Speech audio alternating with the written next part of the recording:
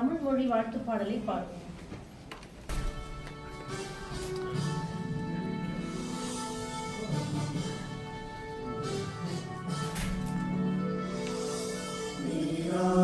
கடலுடுத்த நிலமடந்த கெழிலொழுகும் சீராரும் மதனமென நிகழ்வரத கண்டனிக்கணமும் அதில் சிறந்த திராவிடனன் திருநாடும் தக்க சிறு பிறை முதலும் தரித்தனரும் திலகமுமே திலக வாசனை போல் அனைத்துலகும் இன்பமுற எத்திசையும் புகழ் மணக்க இருந்த பெரும் தமிழனங்கே தமிழனங்கே உன் சீரிழமை நிரம்பியந்து செயல் மறந்து வாழ்த்துதுமே வாழ்த்துதுமே வாழ்த்துதுமே.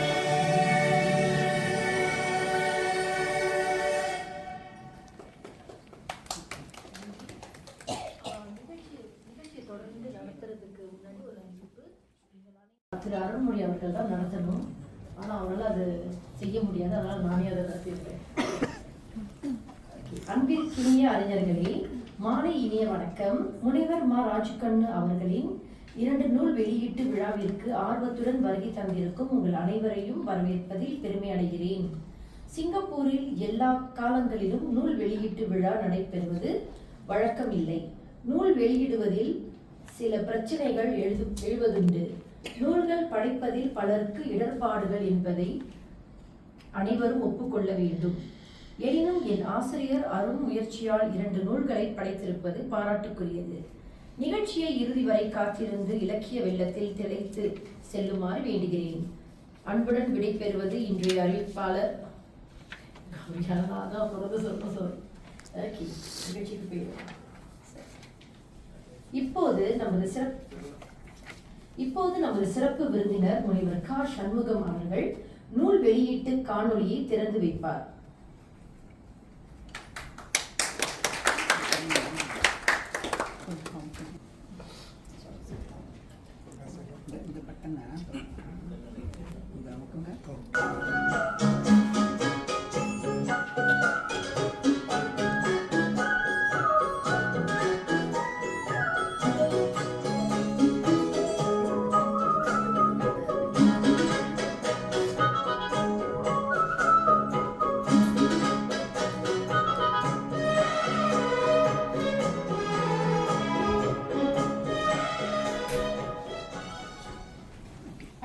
நிகழ்வில் பங்கேற்று உரை நிகழ்த்தவிருக்கும் அறிஞர் பெருமக்களுக்கு நூலாசிரியர் முனைவர் மா ராஜுக்கண்ணு அவர்கள் பொன்னாடை போர்த்தி சிறப்பு செய்வார். சிறப்பு விருந்தினர் முனைவர் கா சண்முகம் அவர்களை அன்புடன் அழைக்கிறோம்.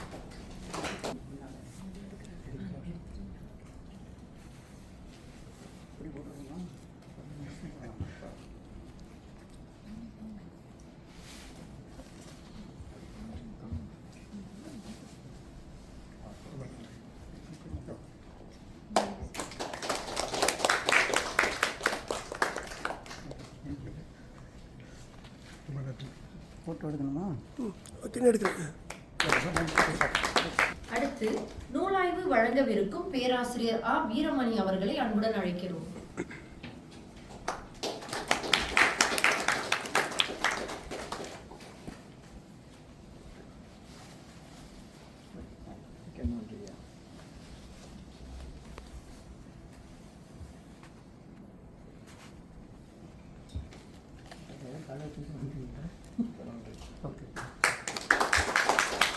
அடுத்து நூலாய்வு வழங்கவிருக்கும் முதன்மை ஆசிரியர் திரு பொன் சுந்தரராஜு அவர்களை அன்புடன் அழைக்கிறோம்.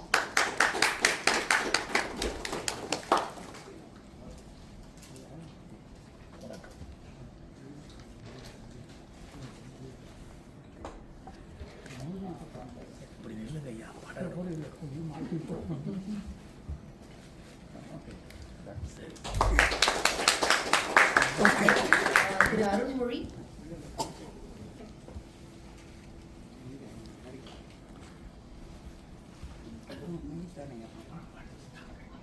இன்றைய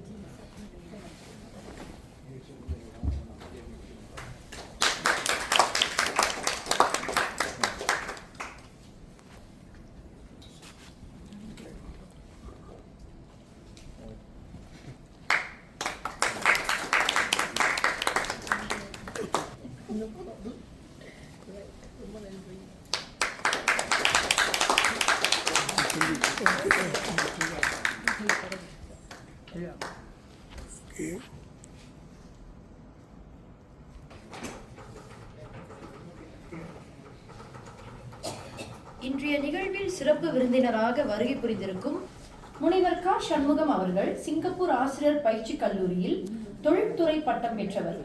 கல்வி அமைச்சு நிதி உதவியினை பெற்று சிங்கப்பூர் தேசிய பல்கலைக்கழகத்தில் பயின்று இளங்கலை பட்டம் பெற்றவர்.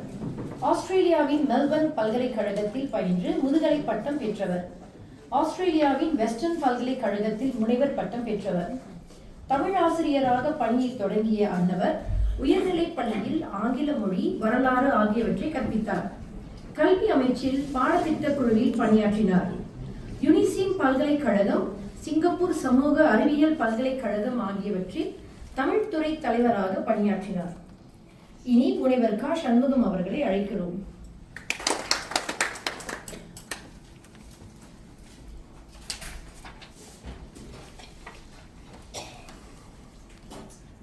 அனைவருக்கும் வணக்கம். குறிப்பாக அறிமுகப்படுத்திய நெறியாளருக்கு முதல் வணக்கத்தை தெரிவித்துக் கொள்கின்றேன். இன்று நூல் வெளியிடுகின்ற நூலாசிரியர் முனைவர் மா. ராசிக்கண்ணன் அவர் ஒவ்வொரு தடவையும் நான் முனைவர் என்று சொல்ல விரும்பவில்லை. அதற்கு முக்கிய காரணம், அவர் கூட ஒரு 3 வருடம் உமர்புலவர் உயர்நிலைப் பள்ளியில் நான் அவரோடு படித்தவர். அவர்களுடைய நெருங்கிய நண்பரும் கூட. அதனால் ஒவ்வொரு தடவையும் முனைவர் என்று சொன்னால் அது செயற்கையாக இருப்பதாக நான் கருதி அவரை வெறுமனவே நண்பர் என்ற முறையில் ராசிக்கண்ணன் என்று அழைக்கின்றேன். அப்படித்தான் நான் அழைத்தது.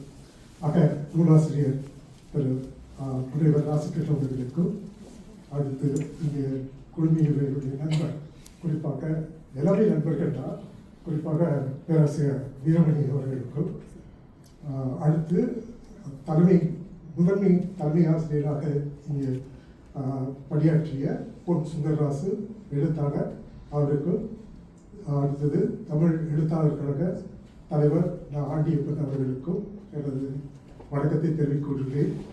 அதே போல இங்கு குழுமியுள்ள நண்பர்கள், அறிஞர்கள், தமிழ் ஆர்வலர்கள் அனைவருக்கும் எனது வணக்கத்தை தெரிவித்துக் கொள்கின்றேன். நான் முதல் சொன்னது போல திரு ராசிக்கண்ணன் என்னுடைய நெருங்கிய நண்பர் என்று சொல்ல மாட்டேன். காரணம், அவர் பெரும்பாலும் அதிகமாக ரொம்ப நெருங்கி பழகாமல் கொஞ்சம் ஒதுங்கி இருப்பவர். ஆனால் அவருடன் பேச ஆரம்பித்தால் நிறைய கதைகளை பகிர்ந்து கொள்வார். அந்த ஒரு இயல்பு உண்டு.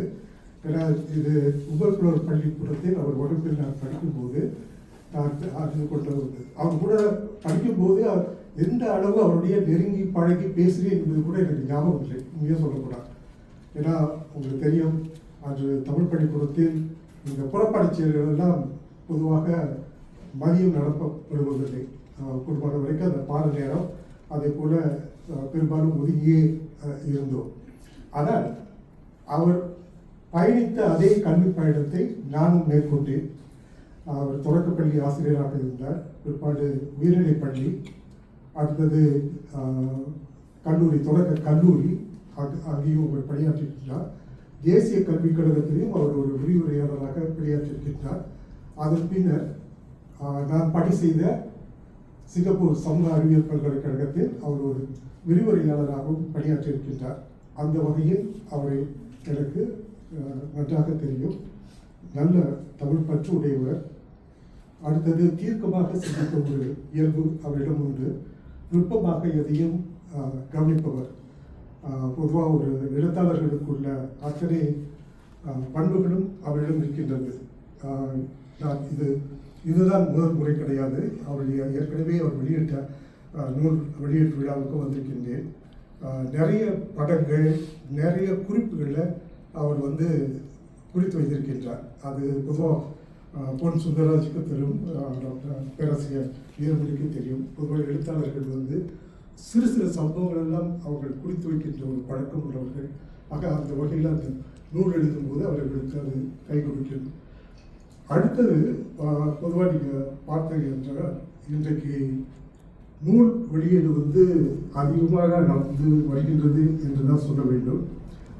குறிப்பாக வந்து நான் புலம்பெயர்ந்த தமிழர்களை பற்றி சொல்லவில்லை. சிங்கப்பூரிலேயே அது குறிப்பாக தமிழ் ஆசிரியர்கள், தமிழ் புலத்தில் ஆசிரியர்கள் நிறைய எழுதி வருகின்றார்கள்.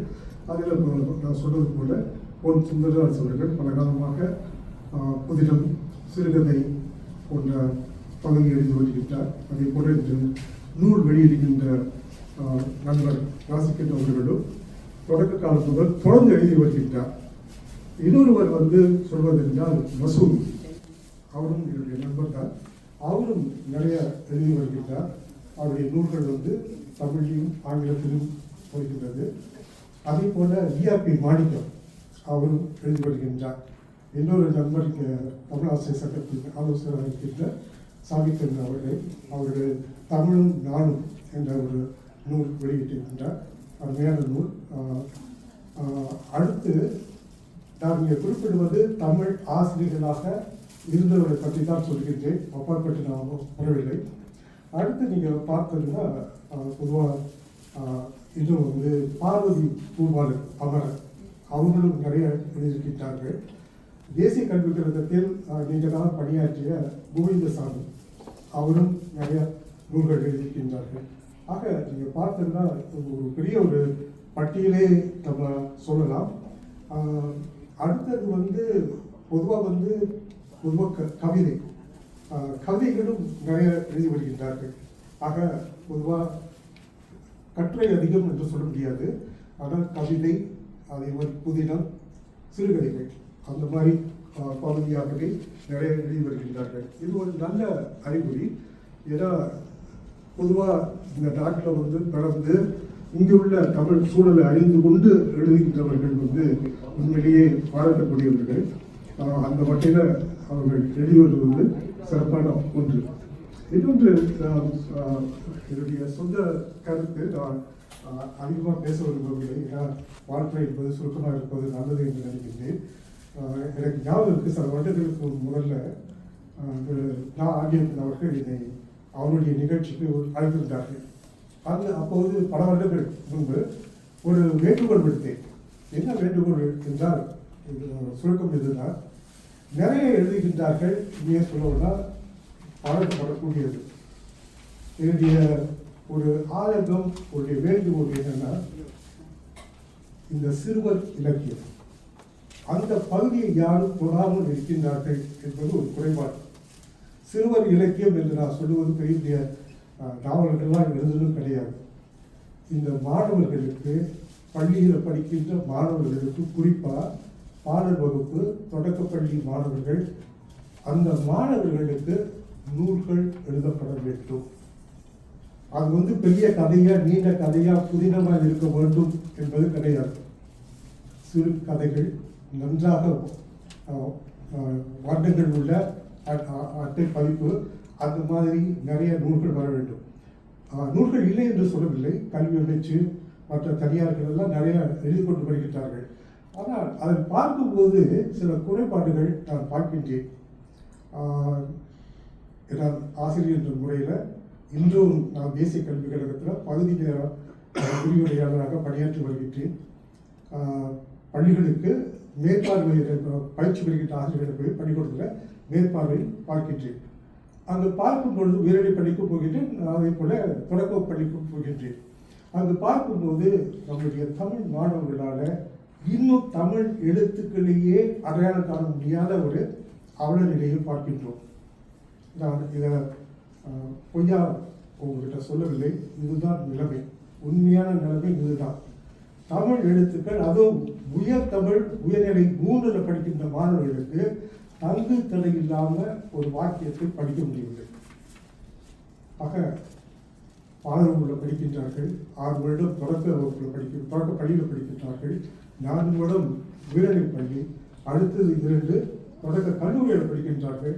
ஆக அந்த மாதிரி ஒரு 10-12 வருடம் படித்து வருகின்ற மாணவர்களுக்கு இன்னும் தமிழ் எழுத்துக்களை அடையாளம் காண முடியவில்லை. கூண்டு என்றால் குண்டு என்று படிக்கின்றார்கள். குடில் நெடில் வேறுபாடே தெரிய மாட்டேங்கின்றது. ஆக இந்த மாதிரி ஒரு அவலநிலை. ஆக இதற்கு முக்கிய காரணம் எனக்கு ஆசிரியர் என்ற முறையில் என்னுடைய பார்வை என்ன என்றால், அவர்கள் நூல்கள் வாசிப்பதில்லை. நூல்கள் வாசிக்கின்ற பழக்கம் அறவே இல்லை என்றுதான் நான் சொல்ல வேண்டும். இங்கே 9ஆவது மாடி தேசிய நூலகத்தில் பெரும்பாலும் இப்போ கல்லூரி விடுமுறையினால ஒவ்வொரு நாளும் நான் காலையில் வந்துடுவேன். வந்து பெரும்பாலும் உட்காந்து படிப்பேன் அமைதியாக. அங்கே வந்து பார்த்தீங்கன்னா அந்த தமிழ் நூல்கள் நிறையா இருக்குது. ஆனால் தமிழ் மாணவர்கள் அதே மாதிரி தமிழ் பெற்றோர்களும் சரி மற்றவங்களும் சரி யாரும் வந்து அங்கே படிப்பதை நான் பார்க்கல. பெரும்பாலும் 5 மணிக்கு மேலே தான் வீட்டுக்கே போவேன். ஆனால் அங்கே வந்து படிக்கிறது இல்லை. உண்மையை சொல்லப்போனால் இதுதான் ஒரு நிலையாக இருக்கின்றது. ஆக நூல்கள் இல்லைன்னு கிடையாது. உண்மையாக சொல்லப்போனால் இன்றைக்கு எல்லா துறையிலும் நூல்கள் எழுதிட்டு வராங்க. ஆனால் எனக்கு என்ன அப்படின்னா, சில சமயத்துக்கு என்ன சொல்கிறாங்கன்னா மாணவர்கள், அந்த நூல்களில் உள்ள கதை அதெல்லாம் வந்து எங்களால் புரிந்து கொள்ள முடியல, தமிழ்நாட்டு கதையாக இருக்குது, அது மாதிரி உள்ள கதை எங்களால் ஆங்கிலத்தில் சொல்ல விஷுவலைசேஷன் எங்களால் வந்து அதை மனத்திரையில் கற்பனை திரையில் கொண்டு வர முடியல அப்படின்னு சொல்கிறாங்க. ஆனால் அது சரியான காரணம்னு நான் சொல்ல மாட்டேன். ஏன்னா உங்களுக்கு தெரியும், ஆங்கில புத்தகத்தை படிக்கிறாங்க. ஹாரி பாட்டர்லேருந்து எனி பிளாக்டன் புத்தகத்திலேருந்து ஹாரி பாய்ஸ்லேருந்து நான்சி ட்ரூ கதையெல்லாம் படிக்கிறாங்க. இப்போ எல்லாம் தான் இங்கிலாந்தில் போய் உட்காந்துக்கிட்டு படிச்சுட்டு இருந்தாங்க. அதெல்லாம் கற்பனை பண்ண முடியுது. எனி பிளாக்டனுடைய அவங்க குடிக்கின்ற அந்த காட்சியெல்லாம் வந்து லண்டனுக்கே போய் அவங்களால காண முடிகின்றது. ஆனால் தமிழ் புத்தகத்தில் தமிழ்நாட்டு கதைன்னா எங்களுக்கு தமிழ்நாட்டோட ஊரெல்லாம் வயல்வெளியெல்லாம் எங்களுக்கு தெரிய மாட்டேங்குது அப்படின்னு இது ஒரு குறைபாடாக சொல்கிறாங்க. அதை நான் திரும்பவும் சொல்ல விரும்புகிறேன். நிறைய எழுத்தாளர்கள் இருக்காங்க. அதனால் கூடுமான வரைக்கும் உரைநடை நூல்களாக நிறைய கதைகளை எழுதுங்க. அதே மாதிரி தமிழ் எழுத்தாளர் கழகத்துக்கு திரும்பவும் நான் வேண்டுகொள்கிறேன். அவர்கள் கூட்டத்தில் முதல்ல சொன்னது தான், அது வந்து ஆசிரியர்களும் எழுதலாம், தனிப்பட்ட நபர்களும் எழுதலாம், இன்னொன்று பள்ளிக்கூட மாணவர்களையே எழுத சொல்லலாம். அது ஒரு போட்டியை தமிழ் மொழி மாதத்தில் ஒரு போட்டியை நடத்தலாம். அவங்களுக்குன்னு ஒரு போட்டி வைத்து ஒரு கதை எழுத சொல்லலாம். உண்மையாக சொல்லப்போனால் நாங்கள் சொல்லிக் கொடுக்க போது ஒரே ஒரு படம் அதை போட்டு காட்டி இந்த படத்துக்கு வந்து ஒரு கதை வடிவம் கொடுங்க அப்படின்னு சொல்லுவேன். இந்த வகுப்பில் ஒரு 10 பாடம் இருந்தால் வெவ்வேறு வித்தியாசமான ஒரு கற்பனையோட இந்த கதையை எழுதுகிறாங்க. நிறைய பேர் இருக்காங்க. அதை தாராளமாக படத்தோட நம்ம வெளியிடலாம். அதுக்கு ஒரு நிதியை ஒதுக்க முடிந்தால் எழுத்தாளர் கழகம் வந்து செய்யலாம், ஆசிரியர் சங்கம் அந்த மாதிரி செய்யலாம். நூல் வாசிக்காம மொழியை வளர்த்து கொள்ள முடியாது. அது ஒரு தீர்க்கமான ஒன்று. இன்னொன்று, இப்போ நடக்கின்ற இன்னொரு கதை என்றால் நான் அதற்கு எதிரி கிடையாது. இப்போ வந்து உங்களுக்கு தெரியும், இந்த செயற்கை நுண்ணறிவு அப்படின்னு ஒன்று கொண்டு வந்துட்டாங்க, ஏஐ. இது செய்கின்ற அநியாயம் வேற ஒன்றுமே கிடையாது. முடிந்ததா இது வந்து ஒரு எதிர்காலத்தில் வந்து மொழியே அழித்துவிடுன்னு நினைக்கிறேன். ஏன் சொல்கிறேன்னு ஒரு காரணம் சொல்லிக்கிட்டு, பொதுவாக இன்றைக்கி பள்ளிக்கூடத்துக்கு நான் நிறைய சொல்கிறது போல பள்ளிக்கூடத்துக்கு போகிறேன். என்ன செய்கிறாங்கன்னா அங்கே ஸ்க்ரீனில் படத்தை போட்டுறாங்க. ஆசிரியர்களுக்கு வேலையே இல்லை. அதை போட்டுட்டு இவங்க பாட்டுக்கு என்ன செய்கிறாங்கன்னா பாடத்தை நடத்துகிறாங்க. அப்போது என்ன நடக்குது அப்படின்னா, மாணவருடைய மொழி வளமும் அங்கே இல்லை, மாணவருடைய கற்பனையும் அங்கே கிடையாது அப்படின்னு சொல்லிக்கிட்டேன். எப்படின்னு சொல்கிறேன், நல்லா யோசித்து பாருங்கள். வரலாற்று நாவல்லாம் நம்ம அந்த காலத்தில் படித்திருக்கோம். ஒரு வரலாற்று நாவல் நீங்கள் படித்ததுன்னா, அந்த வரலாற்று நாவலில் ஒரு குதிரை வீரன் வந்து ஒரு இடத்துல இருந்து இன்னொரு இடத்துக்கு போகிறான்னா அந்த வர்ணிப்பே ஒரு 20-30 பக்கம் வரும். அந்த கோட்டையை மதிச்சூட போய் அடையும் போது உள்ள அந்த இடைக்காலத்திலேயே அந்த ஆசிரியர் வந்து அவ்வளவு அருமையாக அந்த கற்பனை வளத்தோடு எழுதியிருப்பார். எத்தனை சொற்களை நம்ம வந்து கொண்டு வருவார் பாருங்கள். ஆக இது எல்லாமே எனக்கு என்ன செய்யுதுன்னா, எல்லாமே கையில் இருக்கிறது மாதிரி எல்லாமே இங்கே மாணவர்களுக்கு காட்டிடுறாங்க. ஆக மாணவருடைய கற்பனையும் அங்கே பாதிக்கப்படுது. நான் அதுக்காக ஏஐக்கு வந்து விரோதி கிடையாது. ஏஐக்கு வந்து எந்த பாடம் அப்படின்னு ஒன்று இருக்குது, அது வந்து வரலாற்று பாடத்தை கொண்டு வரலாம், நிலநூல் பாடத்தை கொண்டு வரலாம், அதே போல் அறிவியல் பாடத்தை கொண்டு வரலாம். ஆனால் மொழி பாடத்துக்கு அதுக்குன்னு ஒரு கட்டுப்பாடு இருக்குது. சரிங்களா?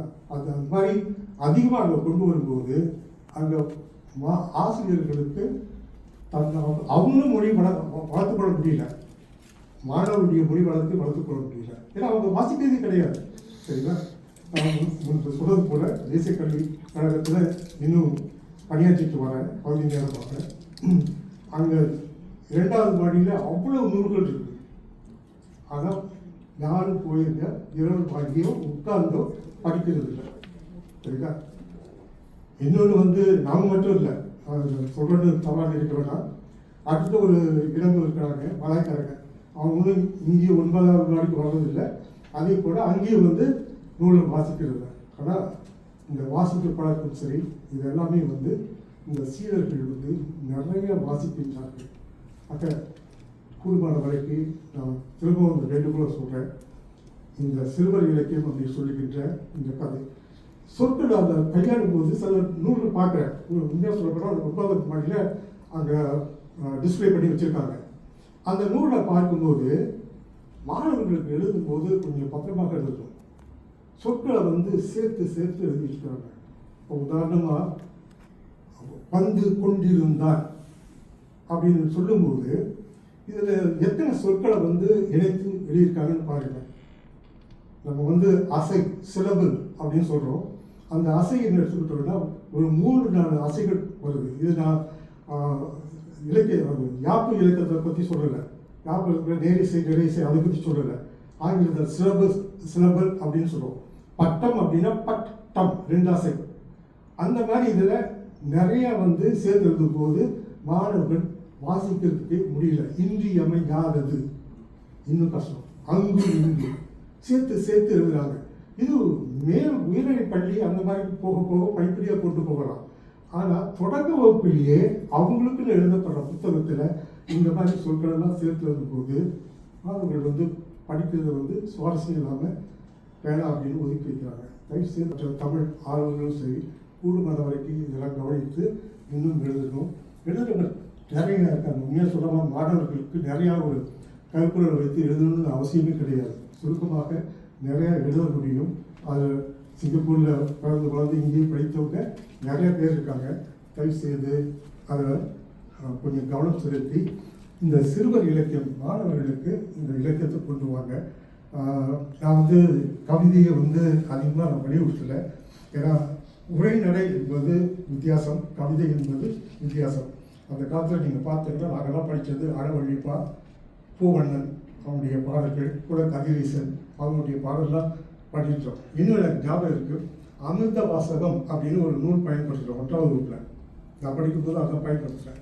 அங்கே நீங்கள் பார்த்தீங்கன்னா மாங்காய் தலை முருகன் மொட்டை வண்டி ஏறி சந்தை கடைக்கு போனார், வளையலோ வளையல் கண்ணாடி வளையல், இந்த மாதிரி பாடல்கள் இன்றும் படித்தது ஞாபகம் வருது. ஆனால் இன்றைக்கு அந்த மாதிரி பாடல்கள் நீங்கள் போய் ஆசிரியர்கிட்டே கேட்டாலும் அவங்களால படிக்க சொல்ல முடியாது. அந்த மாதிரி ஒரு பாடலை அவங்களால மேற்கோள் காட்ட முடியாத ஒரு நிலையை நம்ம பார்க்கின்றோம். ஆக உரிமையுள்ள நீண்ட நேரம் பேசப்படுபவர்களை கூடுமான வரைக்கும் தமிழ் ஆர்வலர்கள் இந்த குறிப்பாக தமிழ் எழுத்தாளர் கழகத்துக்கு ஒரு வேண்டுகோள், இந்த சிறுவர்களுக்காக கூடுமான வரைக்கும் சில நூல்களை எழுதப்பாங்க. ஏன்னா நம்மளுடைய இங்குள்ள மாணவர்களுடைய தேவை உங்களுக்கு தான் தெரியும். நான் நூல்கள் இல்லைன்னு சொல்லலை, ஆனால் அங்கே உள்ள சொற்கள் கடினமான சொற்கள். சமீபத்தில் பார்த்த ஒரு தொடக்க வகுப்பு மாணவர்களுக்கு எழுதியிருக்கிறாங்க. என்ன அப்படின்னா முத்தாய்ப்பு சொல்லுங்க. ஒரு தொடக்க வகுப்பில் முத்தாய்ப்பு என்ற சொல்லு நம்மகிட்ட பொருள் கேட்டாலே திடீர்னு சொல்ல முடியாது. அப்போ இதெல்லாம் கவனித்து செய்யணும். ஒரு சிறுவர்கள் எழுதுனா ஒரு ஒரு கட்டுப்பாட்டுக்குள்ள அவங்களுடைய அறிவு வயது அதெல்லாம் பார்த்து நம்ம எழுதணும். அதனால் எழுத்தாளர்கள் நீங்கள் நான் சொல்கிறேன் அப்படின்னு குறைபடக்கூடாது. நீங்கள் செய்கிற முயற்சி நல்ல முயற்சி. ஒரு நண்பர் ராசிக்கல் அதை சிறப்பாக செய்து கொண்டிருக்கின்றார். அவர் கூட அவர் நல்ல அனுபவம் உள்ளவர். சொல்வது போல நல்லா பட்டறிவு இருக்கின்றது. ஆக அதை பயன்படுத்தி இந்த மாணவர்களுக்கு, குறிப்பாக சிங்கப்பூர் பிறந்த மாணவர்களுக்கு சிறப்பாக இன்னும் அவங்களுக்கு தனியாக நூல் எழுதுனா இன்னும் சிறப்பாக இருக்கும். மிக்க நன்றி. வாய்ப்பு கொடுத்தா உங்கள் அனைவருக்கும் நன்றி, வணக்கம். அடுத்து பேராசிரியர் ஆ வீரமணி அவர்களை ஆய்வுக்கோவை என்னும் நூலினை ஆய்வு செய்து கருத்துரை வழங்க அன்புடன் அழைக்கிறோம். அதற்கு முன்னர் அன்னவரை பற்றிய சிறுகுறிப்பு. பேராசிரியர் ஆ வீரமணி அவர்கள் மலாயா பல்கலைக்கழகத்தில் பயின்று இளங்கலை பட்டம் பெற்றவர். சிங்கப்பூர் பல்கலைக்கழகத்தில் பயின்று முதுகலை பட்டம் பெற்றவர். அமெரிக்காவின் விஸ்கான்சின் மெடிசன் பல்கலைக்கழகத்தில் பயின்று முனைவர் பட்டமும் பெற்றவர். ஜப்பானின் ரிட்சு மேக்கன் ஆசிய பசிபிக் பல்கலைக்கழகம் முதலியவற்றில் பணியாற்றியுள்ளார். சகலகலா வல்லவரான அன்னவர் பல ஆய்வு நூல்களை ஆங்கிலத்திலும் தமிழிலும் எழுதியுள்ளார். இப்போது பேராசிரியர் ஆ வீரமணி அவர்களை அழைக்கிறோம்.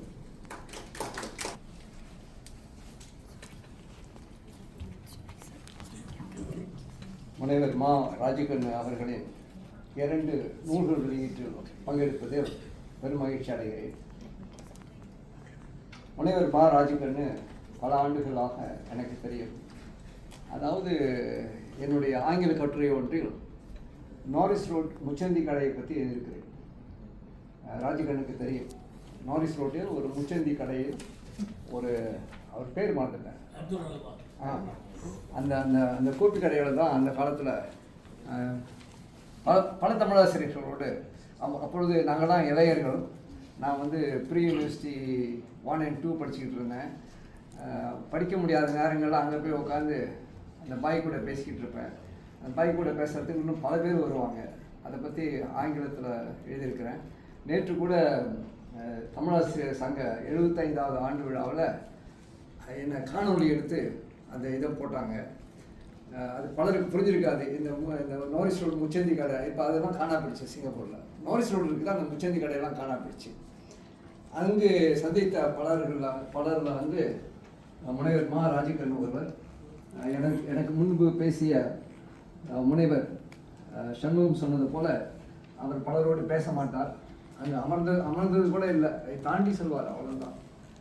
கடை ஏன்னா இந்த நாரிஸ் ரோடு ஒரு காலத்தில் ஒரு தமிழ் மொழிக்கான கோட்டை. அதாவது ராமகிருஷ்ண மடம் அங்கே இருந்துச்சு. ராமகிருஷ்ண மடத்துக்குள்ள சுவாமி சித்தானந்தர் இருந்தார். அவர் தமிழை ஆதரித்தவர். அந்த சாலையில் திராவிட முன்னேற்ற கழகம் இருந்துச்சு. பின்னர் அரசாங்கம் அதை வலுக்கட்டாயப்படுத்தி திராவிட முன்னேற்ற கழகம் சிங்கப்பூரில் இருக்கக்கூடாதுன்னு சொல்லிவிட்டு சிங்கப்பூர் தமிழர் இயக்கமாக மாற்றினாங்க. இதெல்லாம் நம்ம வரலாறு அந்த அநியாயங்கள். அந்த பள்ளிக்கூட இறுதியில் சாரதாதேவி பள்ளிக்கூடமும் விவேகானந்தர் தமிழ் பள்ளிக்கூடமும் இருக்கும். அதனால் ஒரு காலத்தில் இந்த நாரிஸ் ரோடு சிங்கப்பூர் தமிழர்களுடைய ஒரு கோட்டை. நாட்டு நாள் நம்ம தமிழில் சொல்லுவோம், தேசிய நாள்னு சொல்லுவோம். இந்த நாட்டு நாள் கொண்டாடும் போது அந்த தமிழர் இயக்கம் ஸ்ரேங்கன் ரோடு பூராவும் வாழை மரத்தை கட்டி தோரணத்தை கட்டி ஸ்ரேங்கன் அந்த நாரிஸ் ரோட்டில் சாலை புறாவும் அடைத்து சாப்பாட்டு மேசைகள்லாம் வைத்து கொண்டாடுவாங்க. அது ஒரு காலம். அது தமிழ் மொழியினுடைய ஒரு எழுச்சி காலம்னு சொல்லலாம். அந்த காலகட்டத்திலேருந்து வந்தவர் தான் மா ராஜகண்ணு அவர்கள். என்னை அறிமுகப்படுத்திய நெறியாளர் திருவாட்டி கௌரி சத்தியமூர்த்தி அவர்களுக்கு மிக்க நன்றி. சிறப்பு விருந்தினர் முனைவர் கா சண்முகம் பல அரிய கருத்துக்களை கூறினார். அவரை இந்த இந்த இந்த நிகழ்ச்சிக்கு அப்பால் ஒரு தடவை பிடிச்சி அவர் சொன்னது எல்லாத்தையும் முடிஞ்சால் பதிவு பண்ணி ஒரு கட்டுரையாக போடணும். அவர் மட்டும் சொல்லலை, பல தமிழாசிரியர்கள் என்கிட்ட பேசிக்கிட்டு இருக்கிறாங்க. சிங்கப்பூரில் தமிழ் மொழிக்கு சில வகுப்பறைகளில் சில சவால்கள் எழுந்துள்ளன. அந்த சவால்களை எப்படி சமாளிப்பது என்பது இப்போ இன்றைக்கு ஒரு முக்கியமான கருத்தாக இருக்குது. அடுத்தது என்னோடு பேச உள்ள எழுத்தாளர் திரு பொன் சுந்தராஸ் அவர்கள். அவரையும் பல ஆண்டுகள் தெரியும். நினைக்கிறேன் 1966லேருந்து தெரியும். இந்த ஆய்வுக்கோவை ஒரு ஆய்வுக்கோவை, பல ஆய்வுகளை ஒன்றாக கோர்த்து படைக்கப்பட்ட ஒரு நூல். இதில் முனைவர் மா ராஜகண்ணு அவர்கள் பல்வேறு மாநாடுகளில் படித்த ஆய்வு கட்டுரைகள் எல்லாம் தொகுத்து வெளியிட்டிருக்கிறார். மொத்தமாக 10 கட்டுரைகள் இருக்கின்றன, 178 பக்கங்கள். அதை படிப்பது சுலபம் அல்ல. நான் ஒரு நாளைக்கு ஒரு அத்தியாயம் படித்து 2 வாரத்தில் அந்த புத்தகத்தை முடித்தேன். அதனால் நீங்கள் உட்காந்து உடனே படித்து முடிச்சிடலான்னு திட்டம் போடாதீங்க.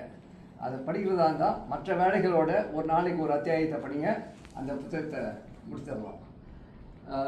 178 பக்கம், மிக நெருக்கமான அச்சு வடிவம். எழுத்து வந்து இந்த ஸ்மாலஸ்ட் ஃபோன் சைஸ். திரு ஜோதிநாதனுக்கு தெரியும், அவர் அச்சகம்லாம் நடத்துகிறாரு. வெரி ஸ்மால் ஃபோன் சைஸு, அதனால் அதை கூர்ந்து படிக்கணும். ஒரு ஒரு ஒரு குறிப்பிட்ட வயதினர் வந்து கண்ணாடி போட்டு தான் படிக்கணும். அது வந்து அந்த புத்தகத்தில் வந்து அவர் இலக்கியம், சமுதாயம், வரலாறு முதலான பல செய்திகளை வந்து 10 கட்டுரைகளில் படிச்சிருக்கிறாரு. அவர் இதுவரை பல நூல்களை எழுதியுள்ளார்.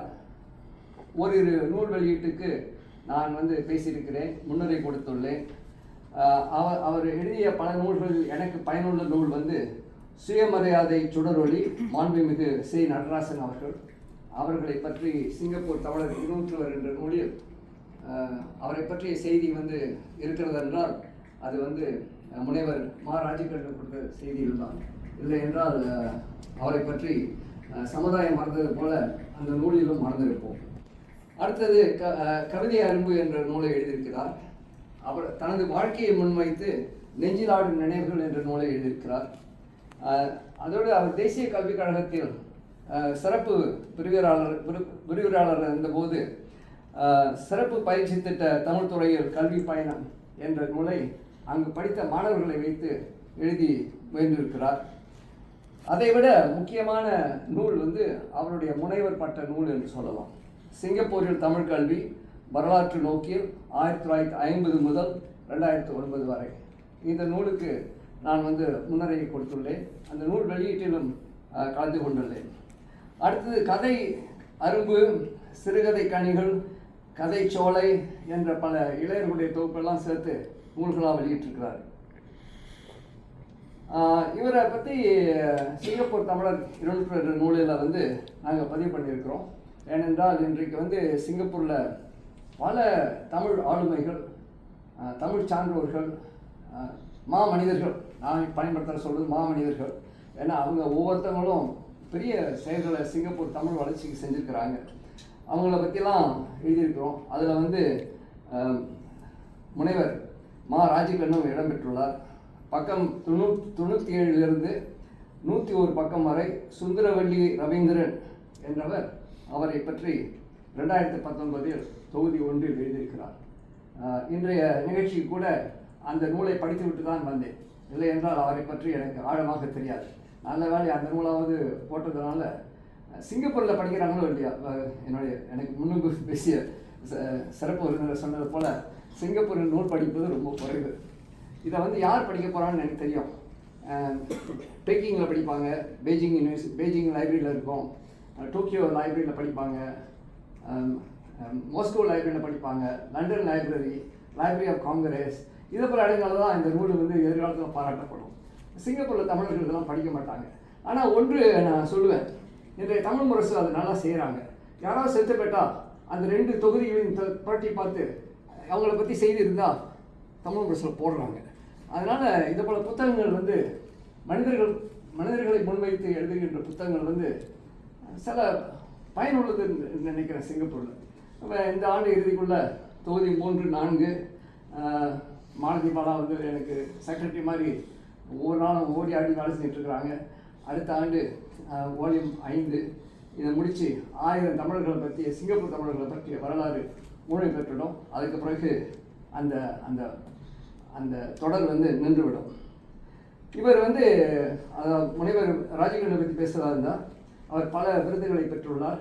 நல்லாசிரியர், வாழ்நாள் சாதனையாளர், தமிழறிஞர், இறுதியில் தேசிய கல்விக் கழக விரிவுரையாளர் என்ற பல தகுதிகளை பெற்று இன்று சிறப்பாக பலர் மத்தியில் பாராட்டப்படுகிறார்.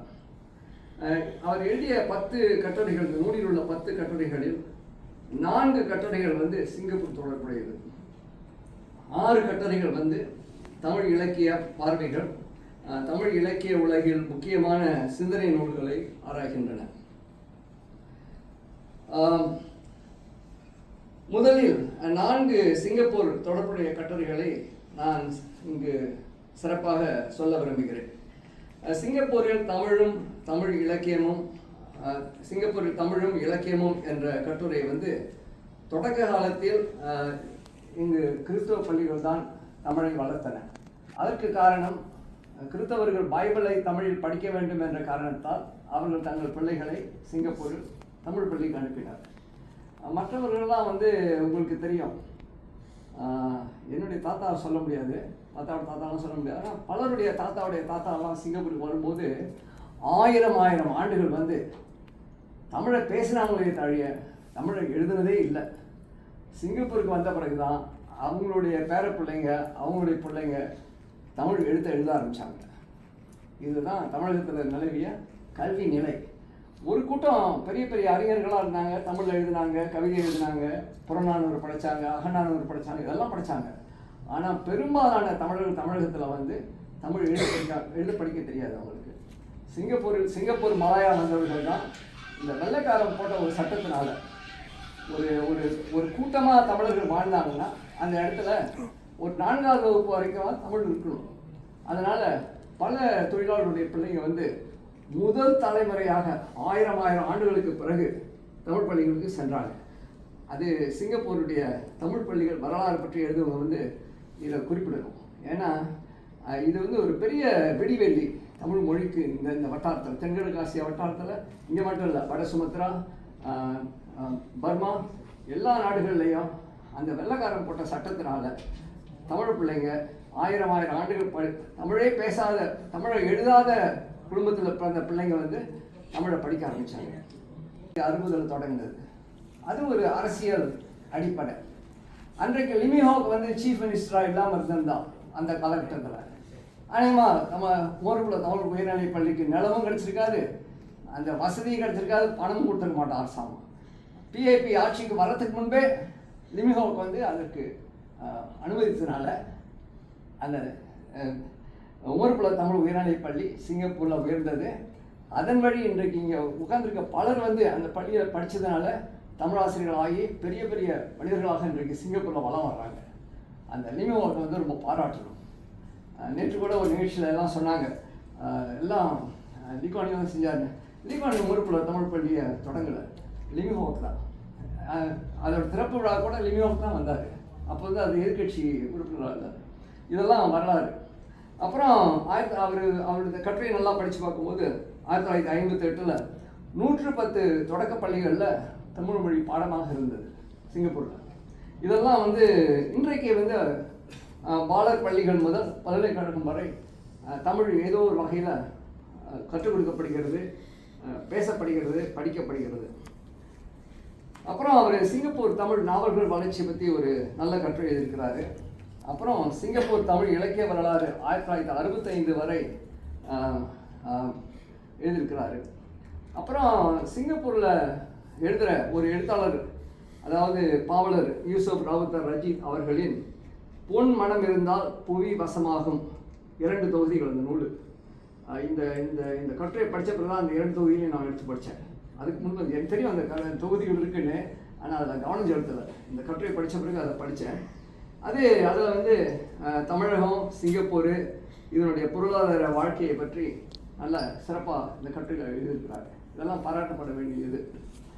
ஆனால் தமிழ்நாட்டில் இருந்து கொடுத்த முன்னோர்கள் கொடுத்த பேராசிரியர் பெரும்பாலும் இந்த நூலை வந்து தமிழ்நாட்டு நூல் மாதிரியே கருதுறாங்க.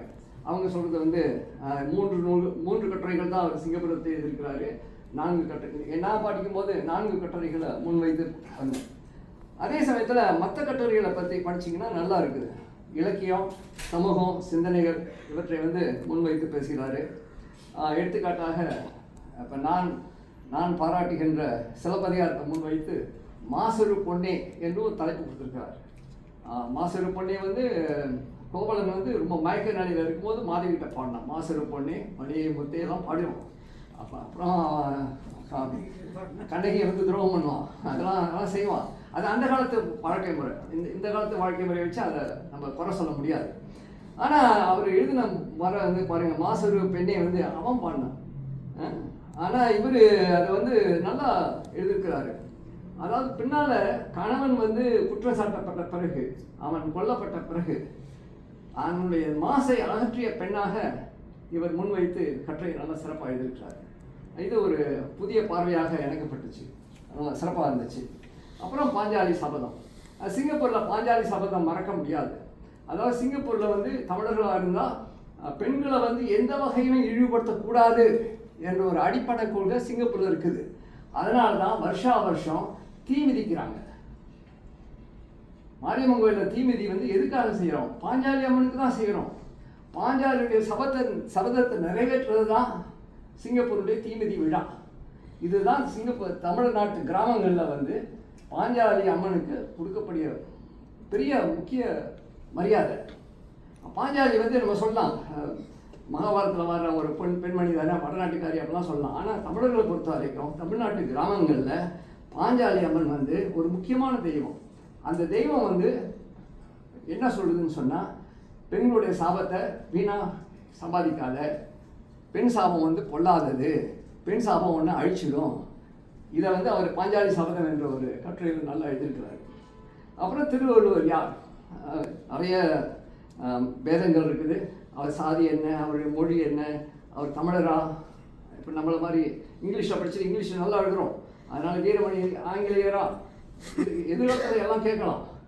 அது ஜப்பானில் 17 வருஷம் இருந்தார், அவர் ஜப்பானியராக இருந்திருக்கலாம், பேரை மாற்றிட்டு இருக்கிறாரு வீரமணி அப்படின்னு சொல்லணும். இது மாதிரி திருவள்ளுவர் யார் என்ற கட்டுரைக்கு அவர் பல நிலைகளில் விளக்கம் சொல்லியிருக்காரு. அப்புறம் அடுத்தது வந்து தமிழ் கவிதையில் பெண்கள். அதாவது பெண்ணை முன்வைத்து பாடாத தமிழ் கவிதைகள் ரொம்ப குறைவு. தமிழர்கள் வந்து போர்க்காவியம் எழுதுறது ரொம்ப குறைவு, போர்களை பற்றி எழுதுறது ரொம்ப குறைவு. பெண்களை பற்றி நிறைய எழுதியிருக்கிறாங்க. காதல் இல்லைன்னா சாதல், நம்ம பாரதி சொன்ன மாதிரி சாதல், அதெல்லாம் எழுதியிருக்கிறாங்க. அடுத்தது நம்ம கவர்ந்த, அதாவது நம்ம வயதில் உள்ளவங்க பலரை கவர்ந்த ஒரு நாவல், அதாவது வரதராசன் எழுதிய கரித்தூர்ல வந்து முன்வைத்து ஒரு நல்ல கட்டுரை படிச்சிருக்கிறாரு. அப்புறம் அடுத்தது சங்ககால இலக்கியத்துக்கு போய் அப்போ வந்து யாழ்ப்பாணர்னு ஒரு கூட்டம் இருந்துச்சு. யாழை முன்வைத்து பாடிய பாணர்கள், பாணரின் இலக்கிய பங்களிப்பு என்ற ஒரு கட்டுரையை முன்வைத்து சிறப்பாக எழுதியிருக்கிறார். இதுவரை நான் வந்து இன்னும் பேசணுமா, இன்னும் பேசலாமா? சரி, ஓகே. இதுவரை வந்து இது ஒரு பாராட்டு முறையாக நான் நூலை பாராட்டுறேன். இந்த நூலை படிக்கும்போது சில கூறுகள் வந்து, சில கருத்துக்கள் வந்து என் மனதில் எழுந்துச்சு. அந்த நூல் வந்து சில சிந்தனைகளை என் மனசில் எழுப்பிடுச்சு. முனைவர் சண்முகம் சொன்னது மாதிரியே எனக்கும் சில கருத்துக்கள் முன்னுக்கு வந்துச்சு. அதாவது சிங்கப்பூர் வந்து காலங்காலமாக ஆய்வுகளை கண்டு அஞ்சும் நாடு. நீங்கள் ஆய்வு கட்டுரை நூல், ஆய்வுக்கோவை, சிங்கப்பூர் வளர்ச்சியில் தமிழ் மொழி, இது போன்ற கட்டுரை நூல்கள்லாம் படிச்சிங்கன்னு சொன்னால் நீங்கள் கெட்டவங்க சிங்கப்பூரில். ஏன்னா இதெல்லாம் வந்து உங்களை சிந்திக்க தோன்றும். இதெல்லாம் வந்து உங்களை செயல் ஏதாவது செய்யணும் தமிழுக்கு. இப்போ முனைவர் சண்முகம் பேசுகிறாங்க, அதை கேட்ட பிறகு அதை ஏன் எழுதணும்னு சொல்கிறேங்கன்னா, அது எழுதி பரப்பும் போது தான் அதுக்கான ஏதாவது செயல் பறக்கும் சிங்கப்பூரில். இப்போ சண்முகம் பேசுகிறது அரசியல், இப்போ நான் பேசுகிறது அரசியல் தான். ஏன்னா சிங்கப்பூரில் வந்து காலங்காலமாக தமிழ் வந்து அரசியல் மொழி, அரசியலோடு கலந்த மொழி. நேற்று நம்ம பிரதமரும் அதான் சொன்னார், சிங்கப்பூரில் 4 மொழிகளில் தமிழ் மொழி ஒரு முக்கியமான அரசியல் மொழி அப்படின்ட்டு. அதனால் சிங்கப்பூர் வரலாறு எடுத்துக்கிட்டிங்கன்னா, இந்த ஆய்வுகளை கண்டு அஞ்சும் சிங்கப்பூர் எப்பொழுதும் இருக்குது.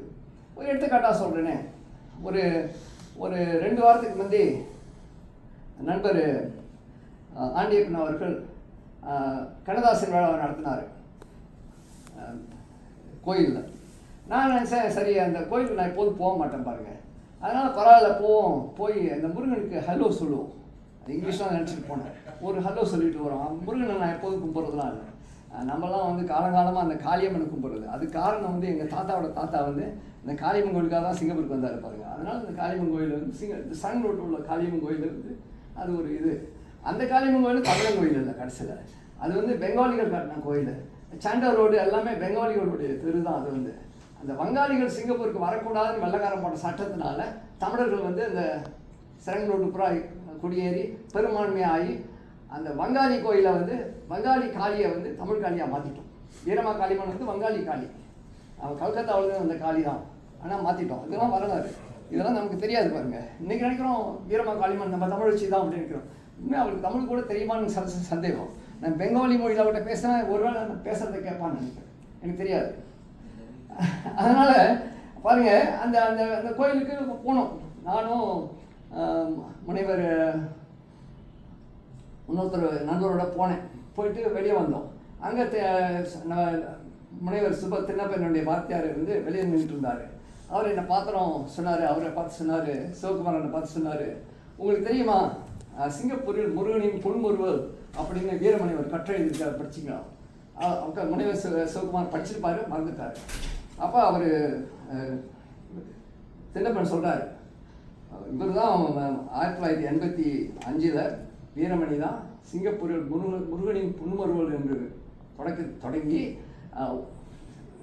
சிங்கப்பூர் தெருக்களில் வருஷத்தில் ஒரு நாள் வந்து தெருவெல்லாம் தமிழ் முழக்கம் கேட்கும். அதான் வேல்வேல் வடிவேல். அன்றைக்கு தான் தமிழ் பூரா வேல்வேல் வடிவில் சிறங்கனோடு பூரா பாடிக்கிட்டு முருகன் கோயில் அடையும். அந்த கோயில் அந்த அந்த சமயத்தில் நான் என்ன சொன்னேன், இன்னைக்கு முனைவர் சண்முகம் சொன்ன கருத்து தான் அன்னைக்குள்ள கருத்தம். சிங்கப்பூரில் வந்து தமிழ் மொழி தேய்ந்து கொண்டிருக்கிறது. முருகன் வந்து புன்முறுவல் செய்கிறானா இல்லையா என்ற ஒரு கேள்வி. உண்மையாக அந்த ஸ்மைல் ஆஃப் முருகன் என்ற தான் ஆங்கிலத்தில் ஒன்று இருக்குது. கம்யூனிஸ்ட் ஜுவாலஜியல் என்ற ஒரு பெரிய அறிஞர் வந்து smile of Murugan a survey of Tamil literature இங்கிலீஷில் எழுதுகிறாரு.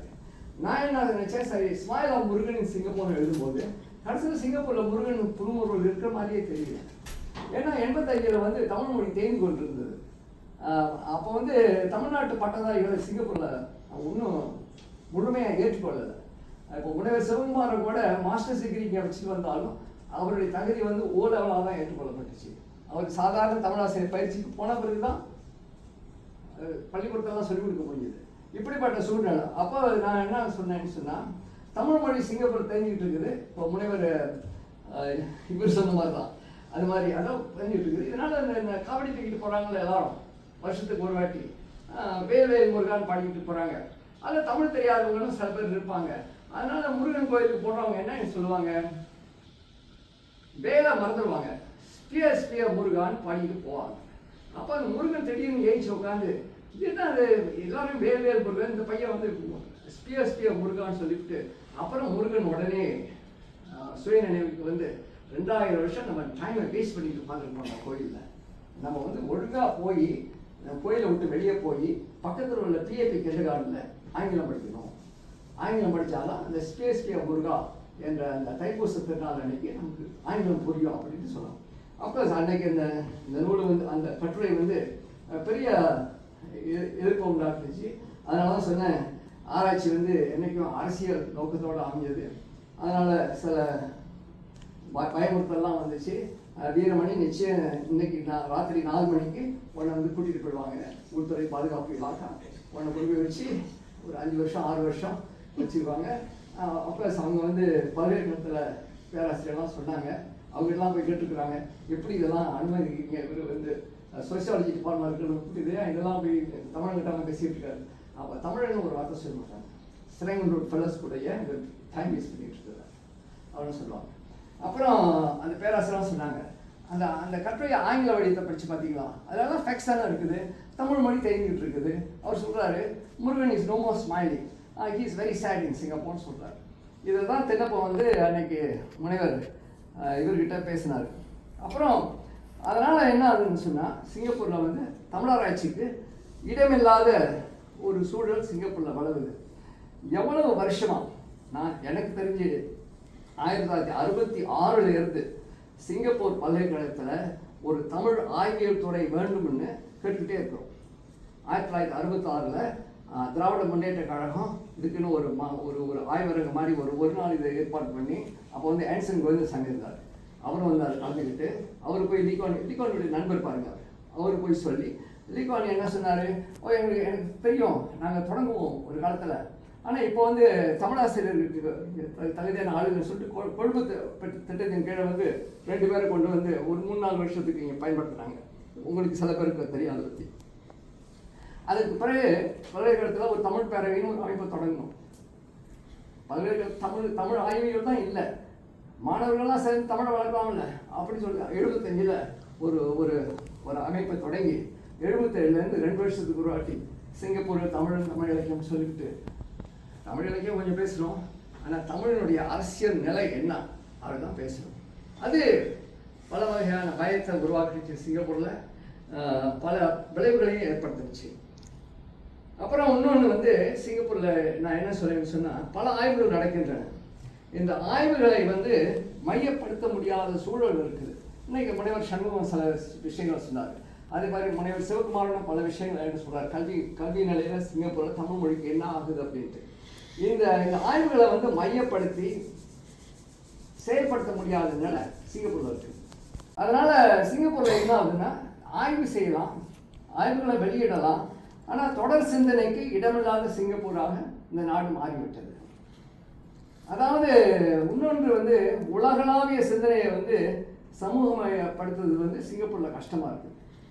நம்ம அமெரிக்காவில், ஜப்பானில், சீனாவில், ரஷ்யாவில் எல்லாம் நீங்கள் குறிப்பாக ஜப்பான், சீனா, கொரியா, ரஷ்யாலாம் போனீங்கன்னு சொன்னால் அவங்க மொழியில் எல்லா நிலைகளையும் அவங்க முன்னோக்கி இருக்காங்க. ஆனால் தமிழ் மொழின்னு வரும்போது பிரச்சனை. ஏன்னா இங்கே சிங்கப்பூரில் பேசுகிற மாதிரி எல்லாம் ஆங்கிலம் வந்துடுது. ஏன்னா தமிழர்களுக்கு அந்த இன்னும் ஒரு ஒரு ஒரு தன்முனைப்பு சிந்தனை வரல. நம்ம மொழியில் எல்லாத்தையும் செய்ய முடியும். சண்முகம் சொல்ல படிக்க மாட்டாங்க.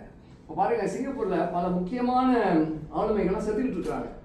அண்மையில் சில ஆண்டுகளுக்கு முன்பு என்னுடைய நண்பர் வந்து ஆனந்த பவன் உரிமையாளர் ராமச்சந்திரா செத்து போனார். இப்போ அவருடைய பெரிய வீட்டை வந்து அவங்க மனைவி விற்றாங்க. 1800 புத்தகங்கள், தமிழ் புத்தகங்கள், அதாவது பொன் சுந்தராசன் புத்தகங்கள் உட்பட அவர்கிட்ட அவர் வாங்கி ஏன்னா நன்கொடை கொடுத்துட்டு அவர் எடுத்து வச்சிருக்கிறாரு. அந்த புத்தகத்தை என்ன செய்யறதுன்னு தெரியல. கடைசியில் என்ன ஆயிடுச்சு, சிங்கப்பூர் தமிழ் இளைஞர் மன்றத்தில் கொடுத்துருக்கிறார்.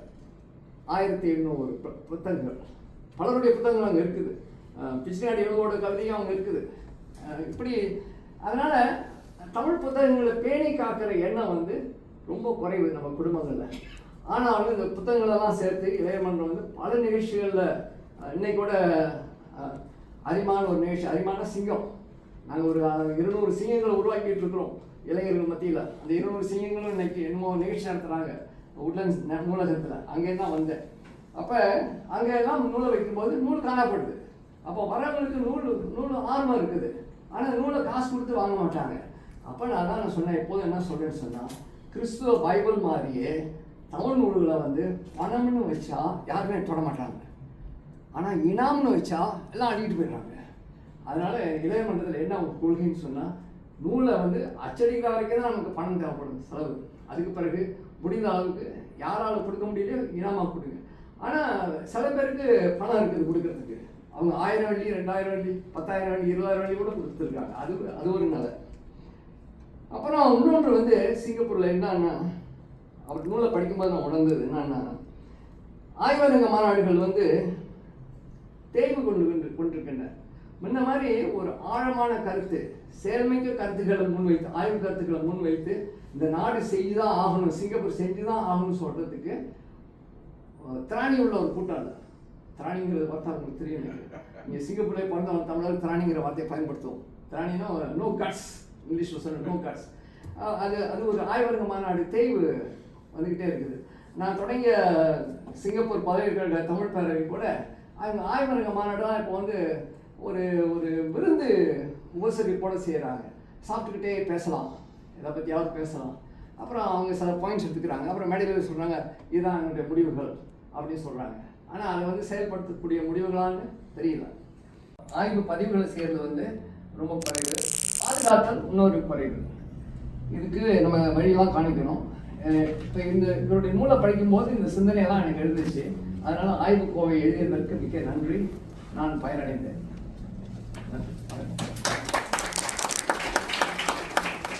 வீரமணி அவர்களே, தொடர்ந்து முக்கணிகள் எனும் நூலினை ஆய்வு செய்து நல்லுரை வழங்க முதன்மை ஆசிரியர் பொன் சுந்தரராஜு அவர்களை அன்புடன் அழைக்கிறோம். அதற்கு முன்னர் முதன்மை ஆசிரியரை பற்றி சிறு குறிப்பு. மதுரை காமராஜர் பல்கலைக்கழகத்தில் பயின்று இளங்கலை பட்டமும், சென்னை பல்கலைக்கழகத்தில் பயின்று முதுகலை பட்டமும் பெற்றவர்.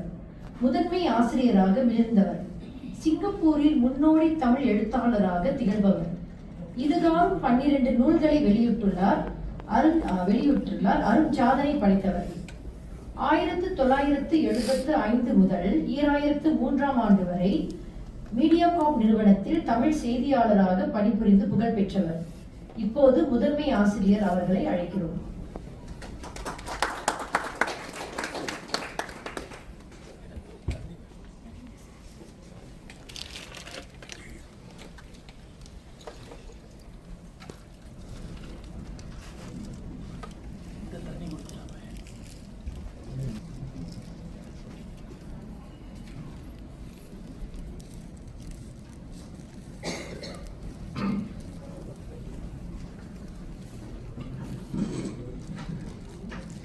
சிறப்பு விருந்தினர் முனைவர் சண்முகம் உள்ளிட்ட அரங்கத்திலே அமர்ந்திருக்கின்ற அறிஞர் பெருமக்கள், பெரியோர்கள் அனைவருக்கும் முதற்கண்ணிலிருந்து வணக்கத்தை தெரிவித்துக் கொள்கிறேன்.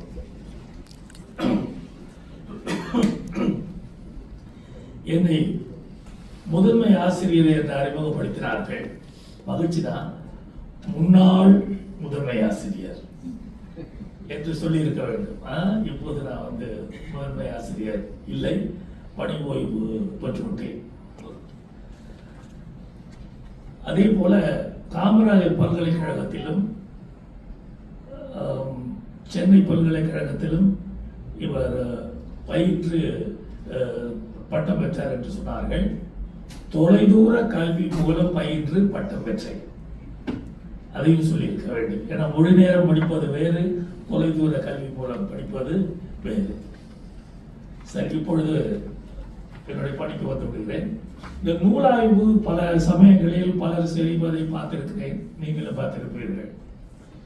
நான் சேர்க்கை நுண்ணறிவு உதவியை தேடவில்லை.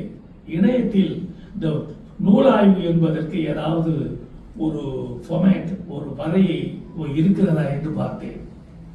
இருக்கிறது என்று தெரிந்து கொண்டேன்.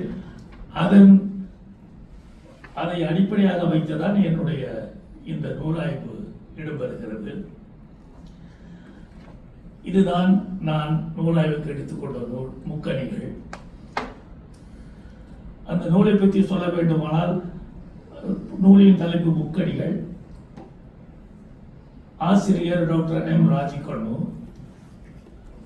முதல் பதிப்பு நவம்பர் 2018. திருந்திய பதிப்பு, ரிவைஸ் பதிப்பு மே 2026. அவர் எழுத்தாளராகவும் இருக்கிறார், அவர் வெளியீட்டாளராகவும் இருக்கிறார். இந்த நூலில் அவர் 3 இயல்களாக பிரித்து தொகுத்திருக்கிறார். பல கட்டுரைகள் தொகுக்கப்பட்டிருந்தது. இயல் 1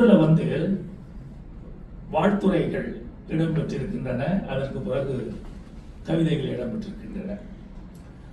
அந்த வாழ்த்துறையில் முனைவர் சண்முகம் என்ன சொல்றாருன்னா, முக்கணிகளான மா, பலா, வாழை எவ்விதம் நம் வாழ்வில் முக்கிய இடம் பெறுகின்றனவோ, அதே வகையில் முனைவர் ராஜிகண்ணு அவர்களின் கவிதை, கட்டுரை, சிறுகதை அடங்கிய தொகுப்பு அனைவருக்கும் பயன்மிக்க நூலாக இருக்கும் என்று நம்பலாம் என்று சொல்லியிருக்கிறார்.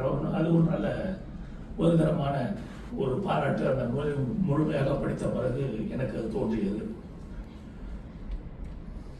முனைவர் வேல்முருகன் தன்னுடைய வாழ்த்துறை என்ன கூறுகிறார் என்று சொன்னால், கவிதை, இயல், சிறுகதை, கட்டுரை என பிரித்து ஆசிரியர் படைத்துள்ளார். சிங்கப்பூரில் 2ஆம் மொழி சூழலில் தாய்மொழி ஆகிய தமிழை பேசும் மாணவர்களுக்கும் கல்வி உலகிற்கும் கிடைத்த அரிய இந்நூல் இது என்றால் மிகையாகாது என அமரர் வேல்முருகன் அவர்கள் கூறியிருக்கிறார்கள். வாழ்த்துறையில் சேப்பா பன்னீர்செல்வம் என்ன சொல்லியிருக்கிறார்கள் என்று சொன்னால், இலக்கிய ஆர்வலர்களுக்கு இத்தொகுப்பு மிகப்பெரிய ஊக்கமூட்டும் திரட்டு என்று கூறலாம். 12 கவிதை மலர்கள், 10 சிறுகதைகள், 22 கட்டுரை கனிகள் என்றால் அதற்காக அவர் எடுத்துக்கொண்டிருக்கும் முயற்சி கட்டாயம் போற்றுதலுக்குரியது என்று சேப்பா பன்னீர்செல்வம் அவர்கள் கூறுகிறார்கள். அவருடைய நெருங்கிய நண்பர் திரு சிவசாமி அவர்கள் என்ன சொல்கிறார்கள் சொன்னால், தனது அயராத உழைப்பின் பலனாக படிப்படியாக உயர்ந்து முனைவர் பட்டத்தையும் பெற்றுள்ள நண்பர் ராஜிகண்ணு இன்னும் பல விருதுகளையும் பெற்று அவரது தமிழ் பணியை தொடர வாழ்வாங்கு வாழ வேண்டும் என உளமாற வாழ்த்துகிறேன்னு திரு சிவசாமி சொல்றார். கவிதைக்கான அணிந்துரையில் கவிஞர், மக்கள் மனம் ஆசிரியர், மரியாதைக்குரிய பிச்சனிக்காடு இளங்கோ அவர்கள் அருமையான ஒரு திறனாய்வு, அது நூலை படிக்கும் போது தான் உங்களுக்கு தெரியும். அந்த திறனாய்வை பற்றி முடிவில் என்ன சொல்கிறார் என்றால், பண்பாடும் நாகரிகமும் கலந்த ஆசிரியர் அவர்களின் கவிதை நூலில் என் எழுத்துக்களும் இடம்பெறுவது மகிழ்ச்சிக்குரியதாக இருக்கிறது என்று சொல்லியிருக்கிறார். இப்படியாக அந்த இயல் 1 இந்த வகையோட மற்றபடி கவிதை நூல் பற்றிய திறனாய்வு இடம்பெற்றிருக்கிறது. அதை பற்றி மிகச்சிறப்பாக பிச்சினி காட்டார் சொல்லியிருப்பதனால அதை ஒவ்வொன்றாக எடுத்து சொல்ல வேண்டிய அவசியம் இல்லை. நூல் வாங்கும் போது நீங்கள் பார்த்து கொள்ளலாம். எதுக்கு நான் சரி. அடுத்து இயல் 2 சிறுகதைக்கான அணுந்துரை மூத்த எழுத்தாளர் ராம கண்ணபிரான் செஞ்சிருக்கிறார். மிக சிறப்பாக எல்லா கதைகளையுமே ஆய்வு செய்து அவர் ரொம்ப சிறப்பான ஒரு ஆய்வு கட்டுரை அது.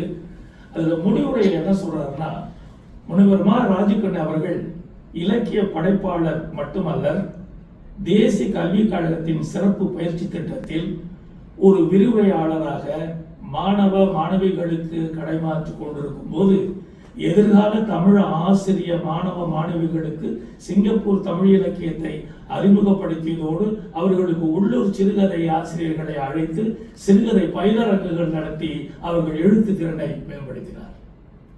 அவருக்கு நம்ம கைத்தட்டலாயிருக்கு என்று ராம கண்ணபிரான் அவர்கள் சொல்லியிருக்கிறார்கள். இது இயல் 2. இயல் 3 மதிப்புரை அணிந்துரை இணை பேராசிரியர் ஓ பிரபாகரன் தமிழ் பல்கலைக்கழகம் அவர் சொல்லியிருக்கிறாரு. நல்ல நிறைய விஷயங்கள் எல்லாம் அவர் சொல்லிட்ட பிறகு இந்த ஒரு சுவையான ஒரு செய்தியை அந்த கட்டுரையில் சொல்லியிருக்கிறார். இன்றைய எழுத்தாளர்கள் எப்படிப்பட்ட மையை தொட்டு எழுதுகிறார்கள் தெரியுமா? இது கலைவனர் NSK சொன்னது. அதை மேற்கோள் காட்டிய பேராசிரியர் சொல்றார். இன்றைய எழுத்தாளர்கள் எப்படிப்பட்ட மையை தொட்டு எழுதுகிறார்கள் தெரியுமா? சிலர் தற்பெருமையை தொட்டு எழுதுகிறார்கள், இன்னும் சிலரோ பொறாமையில் எழுதுகிறார்கள்.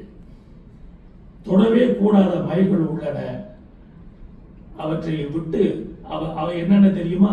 கயமை, பொய்மை, மடமை போன்றவை என்று கலைஞர் சொன்னதை இது கலைவாணர் சொன்னதை அவருக்கு மேற்கொண்டு காட்டி எழுதியிருக்கிறாரு.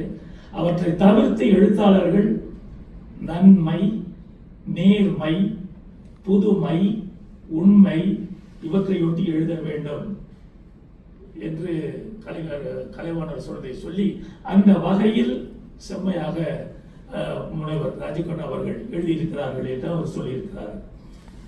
இந்த நூலாய்வு என்று சொல்லும் போது, நூலாய்வு என்பது ஒரு நூலின் உள்ளடக்கம், தரம், நடை மற்றும் அதன் தாக்கத்தை விமர்சன ரீதியாக ஆராய்ந்து வெளிப்படுத்தும் ஒரு செயல்முறையாகும்.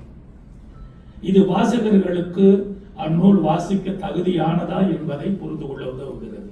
இந்த நூலாய்வு பொதுவாக பின்வரும் பகுதிகளை உள்ளடக்கி இருக்கும். சுருக்கம், சமரிங்கிறாங்க, ஆசிரியர் நோக்கம், நிறைகள் மற்றும் குறைகள், முடிவுரை. இப்படிதான் நூலாய்வு இருந்தால் சிறப்பாக இருக்கும் என்று சொல்கிறார்கள். அந்த முறையில் தான் நான் போய்கிட்டு இருக்கிறேன். சுருக்கம், ஒரு நூலாக இருந்தால் அந்த சுருக்கத்தை நாம் எளிதாக சொல்லிவிடலாம். இதில் கவிதைகள், சிறுகதைகள், கட்டுரைகளாக இருக்கும்போது அதை சுருக்கி சொல்ல முடியவில்லை. ஆனால் மூன்றும் இலக்கியத்திற்கு மிகச்சிறப்பான ஒன்றாக நாம் எடுத்துக்கொள்ளலாம். சரி, இந்த நூலை எழுதுவதற்கு ஏன் ஆசிரியர் அவா கொண்டார்? ஆசிரியரின் நோக்கம் என்ன? இந்த நூல் எழுதுவதற்குரிய நோக்கம் என்ன என்று கேட்கும்போது, நூலாசிரியர் எண்ணுரை என்ற பக்கத்தில் இவ்வாறு கூறுகிறார். கடந்த 30 ஆண்டுகள் சைமன் தொடக்க கல்லூரி, தேசிய கல்விக் கழகம், சிங்கப்பூர் சமூக அறிவியல் பல்கலைக்கழகம் ஆகியவற்றில் இலக்கியம் கற்பித்ததன் பட்டறிவு எனக்கு படைப்பிலக்கியம் படைக்க வேண்டும் என்னும் பெரு உறுப்பு என் உள்ளத்தை உள்கொண்டது. அக்கரு உருவாகி செடியென தடைத்துள்ளது எனலாம். உளம் பூரிப்பால் மிதக்கிறது என மிகையன்று. இந்நூலின் கண் கவிதை, சிறுகதை, கட்டுரை என முப்பிரிவுகளை அமைத்துள்ளேன். அவ்வப்போது ஊடகங்களுக்கு நான் எழுதி வெளியிட்டவை இப்படைப்புகளாகும். இந்நூலினை தமிழ் சுவையினர் படித்து இன்புற வேண்டும் என்பது என் வேண்டுகோளாகும். அது அவருடைய நோக்கம் நமக்கு தெரிகிறது. இந்த நூலை எல்லாரும் படிக்கணும், பயன்பெற வேண்டும் என்று அவர் விரும்புகிறார். சங்க இலக்கிய பதிவுகளாக இருந்தாலும் சரி, சமகால கவிதைகளாக இருந்தாலும் சரி, கட்டுரைகளாக, சிறுகதைகளாக எதுவாக இருந்தாலும் படிப்பவர் பயன்பெற வேண்டும் என்ற நோக்கை அடிப்படையாக கொண்டு சமுதாய அக்கறையோடு எழுதப்பட்டிருக்கிறது இந்த நூல். இதுவும் ஆசிரியர் நூல் இயற்றியதன் ஒரு நோக்கமாக கொள்ளலாம். நிறைகள். நூலாசிரியர் செயல்திற செம்மல் முனைவர் மா. ராசிக்கண்ணு அவர்கள் அமைதியும் ஆழ்ந்த சிந்தனையும் ஆய்வு நோக்கும் உடையவர். அழகிய தமிழ்நடையில் தம் சிந்தனை முத்துக்களை நூல் நெடுகளும் கூட்டியிருக்கிறார். குறைகளுக்கு அப்பாற்பட்டவர் முனைவர் மா. ராஜகண்ணி என்பதை நிலைநாட்ட முயன்றிருக்கிறார். கடல் அளவு நிறைகள் இருந்தாலும் கடுகளவு குறைகள் இல்லாமல் போகாது. அது அவருடைய தவறு இல்லை. அவருக்கு முன் தோன்றிய அறிஞர்கள், பேச்சாளர்கள் தமிழகம் செய்த தவறு என்றே எண்ண தோன்றுகிறது. மெல்ல தமிழ் இனி சாகும், அந்த வேர்க்கு மொழிகள் புவிமிசை யோங்கும் கவி பாரதி சொன்னார் என்று பலர் சொல்லி கூட்டு கொண்டிருக்கிறார்கள், மேடையில முழங்குகிறார்கள்.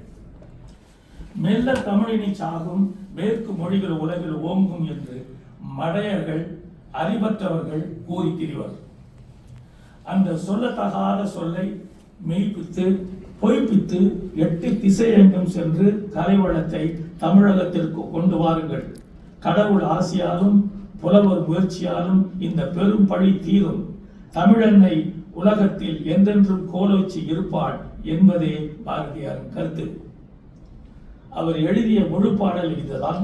தமிழன்னை கூறுவது போல் அந்த கவிதை அமைந்திருக்கிறது. பாருங்கள். கன்னி பருவத்திலே அந்நாள் என்றன் காதில் விழுந்த திசை மொழி எல்லாம் என்னென்னவோ பெயருண்டு, பின்னர் யாவும் அழிவுற்று இறந்தன கண்டீர்.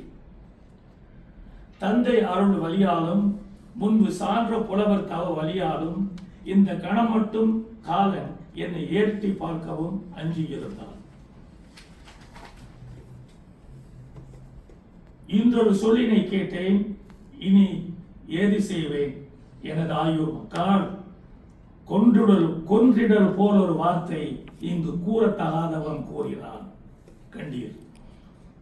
புத்தம் புதிய கலைகள் பஞ்சபூத செயல்களின் நுட்பங்கள் கூறும் மெத்த வளர்ந்து மேற்கே அந்த மேன்மை கலைகள் தமிழினில் இல்லை. சொல்லவும் கூடுவதில்லை, அவை சொல்லும் திறன் தமிழ் மொழிக்கு இல்லை என்ற அந்த பேரை உரைத்தான். இந்த வசமொழி எனக்கு கொள்ளிடலாமோ, சென்றிடுவர் 8 திக்கம் கலை செல்வங்கள் யாவும் தொடர்ந்து சேர்ப்பீர். தந்தை அருள் வழியாலும் இன்று சார்ந்த புலவர் தவ வழியாலும் இந்த பெரும்பழி தீரும். புகழ் ஏறி போய்மிசை என்னும் என்றும் இருப்பு என்கிறார் பாரதியார். அதாவது யாரோ ஒரு பேரை சொன்னான், அதை சரியாக முட்டாள் அவன். தமிழ் என்றைக்கும் சிறப்பாக இருக்கிற நோக்கத்தில் பாரதியார் சொல்லி இருக்கிறாரு. ஆனா நம்ம கிட்ட உள்ள ஒரு பெரிய குறை என்னன்னு சொன்னாக்க, ஒரு வரி அதை 2 வரியை மட்டும் சொல்லிவிட்டு அதை எடுத்துக்காட்டாக மேடையில முழங்குவோம். இந்த மெல்ல தமிழினை சாகுங்கிற ஒரு சொல்லுக்கு என்னுடைய அருமை நண்பர்கள் எல்லாம் எவ்வளவு பொங்கி எழுந்து மேடையில பேசுறாங்க தெரியுமா? இந்த மாதிரி பாரதியார் சொல்லியிருக்கிறார், நடக்கவே நடக்காது என்று. உள்ளபடி பாரதியார் அப்படி சொல்லவில்லை என்று ஒரு பேரை உரைத்தான் தான் சொல்றாரு. தமிழனை வருந்துவது போல அவர் சொல்லி இருக்கிறார். கன்னி பருவத்திலே வரிகளை பாரதியார் தமிழ்தாய் என்ற தலைப்பில் பாடியுள்ளார். விவரம்: பெருந்தொகுப்பு பாரதியாரின் தேசிய கீதங்கள், உட்பிரிவு தமிழ்நாடு, பாடல் தலைப்பு தமிழ்தாய். இந்த பாடலில் தமிழ் தாயே பேசுவது போல கன்னி பருவத்திலே அண்ணால் என்ற காதில் விழுந்த திசைமொழி எல்லாம் என்று தமிழின் பெருமையை பாரதியார் சொல்ல வைக்கிறார். இப்படியாக இது ஒரு உண்மையான செய்தி இந்த அறிஞர்கள் இருந்த இந்த சபையில் வைப்பது பொருத்தமாக இருக்கும் என்று இந்த பாடலை காட்ட சொன்னேன். நாம் எப்போதுமே நான் ஏற்கனவே சொன்னது போல ஒரு 2 வரிகளையே எடுத்து காட்டி நம்ம பேசுறதுனால அந்த கவிதைகளுடைய பொருள் அல்லது அந்த படைப்பாளியின் நோக்கம் எல்லாம் சரியான முறையில் மக்களை சென்றடைவது இல்லை. திருமூலர் சாதி பிரிவினையை கடுமையாக எதிர்த்தார். அவருடைய புகழ்பெற்ற திருமந்திர பாடல் இதுதான்: ஒன்றே குலமும் ஒருவனே தேவன். திருமலர் இந்த ஒரு வழியை தான் நம்ம கேட்டிருப்போம். ஆனால் அவர் அது 4 வரிகள் இருக்கு. ஒன்றே குலம் ஒருவனுடைய தேவன், ஒன்றே குலம் ஒருவனுடைய தேவன் என்று யார் சொன்னார்னு கேட்டாக்க இன்னைக்கு தமிழ் சமூகத்தில் பெரும்பாலும் அறிஞர் அண்ணான்னு சொல்லுவாங்க. ஏன்னா அவர் தான் அடிக்கடி அதை பேசியிருக்கிறார். ஆனால் உள்ளபடியே இந்த மாதிரி திருமூலர் சொல்லியிருக்கிறாரு, அவர் சொல்ற பொருள் இது என்று யாரும் மேடையில் விவரமாக சொல்வது இல்லை. முடிவுரையாக மிகுந்த பாடுபட்டு நூலாசிரியர் இந்த நூலை எழுதியுள்ளார். இந்நூல் யாருக்கும் பயன்படும். இதன் ஒட்டுமொத்த இந்த நூல் யாருக்கு பயன்படும், இதன் ஒட்டுமொத்த மதிப்பு என்ன என்பது பற்றி சிந்தித்தோமானால், இலக்கியம் பயிலும் மாணவர்கள், உயர்கல்வி பயிலும் மாணவர்கள், அறிவு சார்ந்த தமிழறிஞர்கள், ஆய்வாளர்கள், பொதுமக்கள் இவர்கள் எல்லாருக்குமே இந்த நூல்களில் உள்ள கருத்துக்கள் பொருந்தும். நிச்சயமாக அவர்கள் எல்லாரும் படிக்கலாம். என்னுடைய சொந்த கருத்து, தொடக்கப்பள்ளி மாணவர்களை தவிர்த்து உயர்நிலை பள்ளிகளிலிருந்து உயர்கல்வி நிலையங்கள் வரை படிப்பவர்கள் இந்த நூலை வாங்கி படித்து பயன்பெறலாம். அவ்வளவு செய்திகள், அருமையான செய்திகள் இந்த நூலில் சொல்லப்பட்டிருக்கின்றன.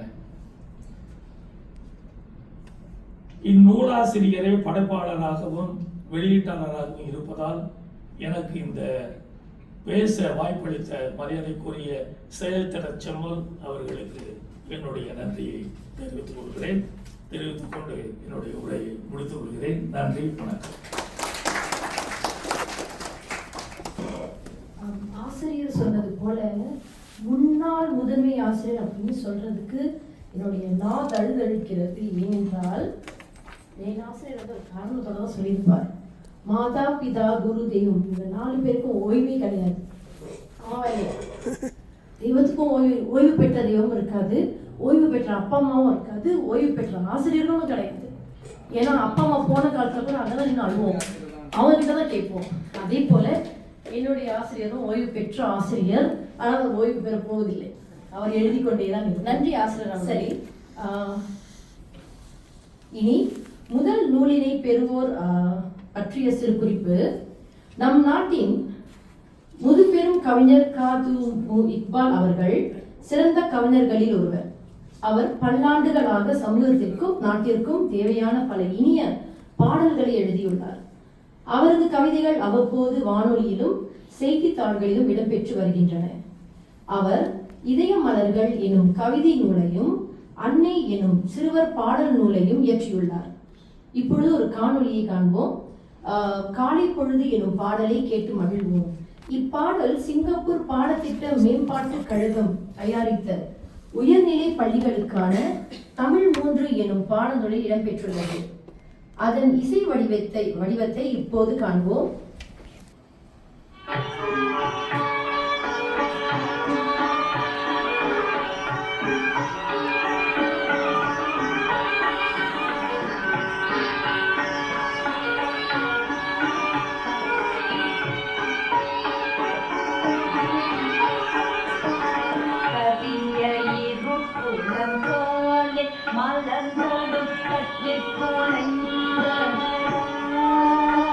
நம்மை விட்டு தொலைந்ததோ எழில் விரிய வரும் கதிர் வெண்ணிறக்கைகளை வீசி நடக்குதடா சூடப்பூசி கடக்குதடா.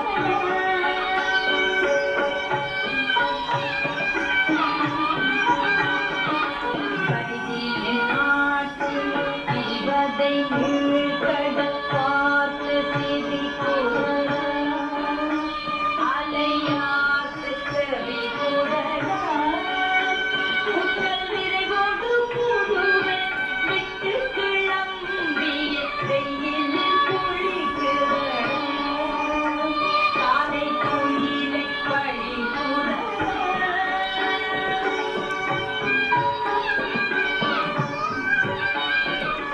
தவழும் ஆற்றில் கரை மணல் நோடிய தந்திரமாறுதடா அதில் பொன்னிறமேறுதடா மலை கவிழ்க்கும் அருவி இவளையில் வாழ்ந்து காட்சி தெரியுதடா.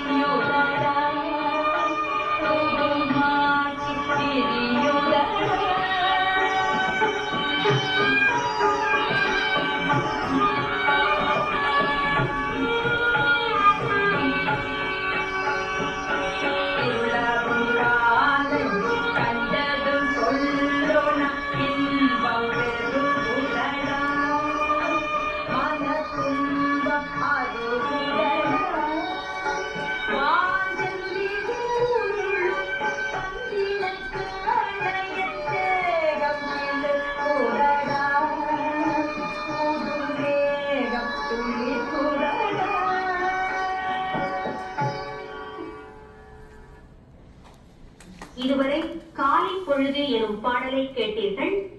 இப்பாடலை இயற்றியவர் கா.து.மு. இக்பால்.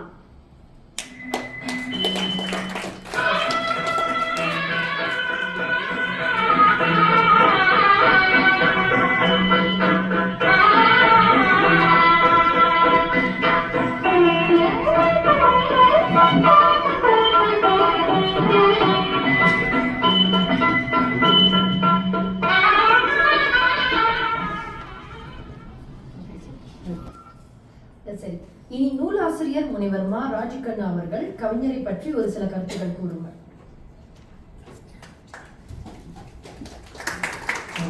அனைவருக்கும் வணக்கம். ஏன்னா இன்றைக்கு கவிஞர் முதுபெரும் கவிஞரா காதுபால் வருவாரான்னு காத்திருந்தோம். அப்புறம் பேராசிரியர் அவர்கள் வந்து தொடர்புபடுத்தினார், பேராசிரியர் வீரமணி அவர்கள். அப்புறம் அவர்கிட்ட பேசினேன். இல்லை நான் வந்து ஆனந்த பவனை சாப்பிட்டுட்டு இருக்கேன் அப்படின்னாரு. இல்லை இங்கே ஆனந்த பவன் உணவு வந்துட்டு இப்போ இங்கே வந்து சாப்பிடலான்னு சொன்னேன். இதில் வரது 1 மணி நேரமாவது ஆகும்னு சொன்னார். இப்போ எப்படி டெக்ஸ்டியில் வந்துடுங்களான்னு கேட்டேன். இல்லை வந்துடும் 1 மணி நேரத்தில் வந்துடுவாரு.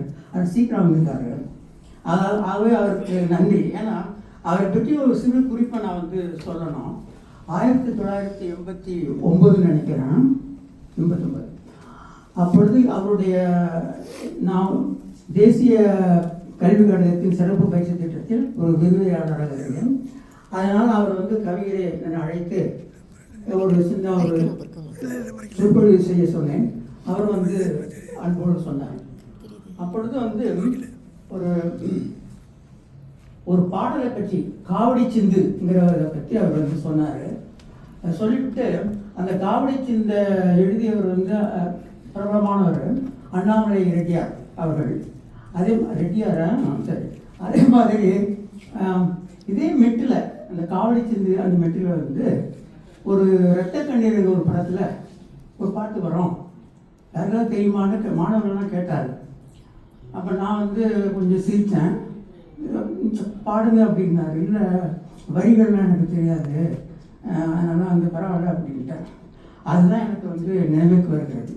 அதனால தான் கவிஞர் அவர்கள் வந்து சொன்ன அந்த அண்ணாமலை ரெட்டியார் பாட்டில் ஒரே ஒரு வரி தான் பாடுறேன்.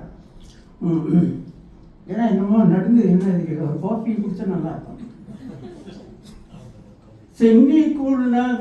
சென்னிக்குள்ள நகர் வாசன் தமிழ் தேரும் அண்ணாமலை வாசன். அந்த மெட்டு வேற பாட்டு இருக்காது. இதெல்லாம் அந்த காவடி சிந்து பாட்டுங்கிறது காவடி சிந்து, வழிநடை சிந்து, இப்படியெல்லாம் பல விதமாக பிரிக்கிறாங்க. அதில் வந்து காவடி தூக்கிட்டு போகும்பொழுது அந்த இந்த மாதிரி பாடல்கள்லாம் பாடி பேசுகிறது ஒரு வழக்கம். அது இப்போல்லாம் இந்த தைப்பூசம் வருது இல்லையா, அது என்ன காவடி பாடுறாங்கன்னா, ஆத்தா நீ போய் காப்பக்கம் வாரியா, எதுக்குன்னு தெரியல, அப்படி பாடுறாங்க. சரி, அவர் நம்ம வந்து இதே பாட்டை அவர் சொன்ன மாதிரி ரத்த கடியில் ஒரு 2 வரி பாடுறேன்.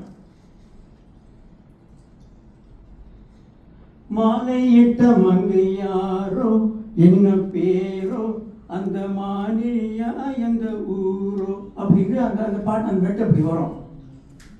அது இன்னொரு பாட்டு கூட இருக்கு, அது தெரியல. அந்த மேவரும் அப்படி வரும் அந்த பாட்டு அம்பிகா வழியில். பாட்டு நல்லாவே தெரியாது. சரி, அவர் இந்த மாதிரி அந்த மெட்டெல்லாம் இருக்கு, அதை வந்து சொன்னார். அது சொல்லணுங்கிறதுக்காக தான் நான் மிகவும் ஆசைப்பட்டேன். அதே நம்ம வந்து நீங்கள் கேட்ட அந்த பாடல் வந்து அது என்ன ஒரு பிரச்சனைன்னா, நாங்கள் பாடல்கள் எழுதும்போது சில கவிஞர்களை நாடி சென்று உங்கள் பாடல்கள் இருந்தால் கொடுக்கணும்னு கேட்டோம். அதில் வந்து நூல் வடிவத்தில் இருக்கணும்னு சொன்னோம். சில பேருக்கு இல்லை. அதில் ஒரு கவிஞர் வந்து ஒரு தாள் எழுதி என்னுடைய நண்பர்களுக்கு கொடுத்தார். அதாவது நான் வந்து இது பாடல்கள் கூட்டத்தில் இருந்தால் அவரே கொடுத்தார். ஒரு தாள் எழுதி கொடுத்தா எங்களிடம். அப்போ நாங்கள் வந்து அதை இது முடியாதுன்னு சொல்லிட்டோம். இல்லை நூலில் இருந்ததான் எங்களுக்கு வந்து காப்புரிமைக்கு ஏற்பாடுக்கும், அது முடியாதுன்னு சொல்லிட்டோம்.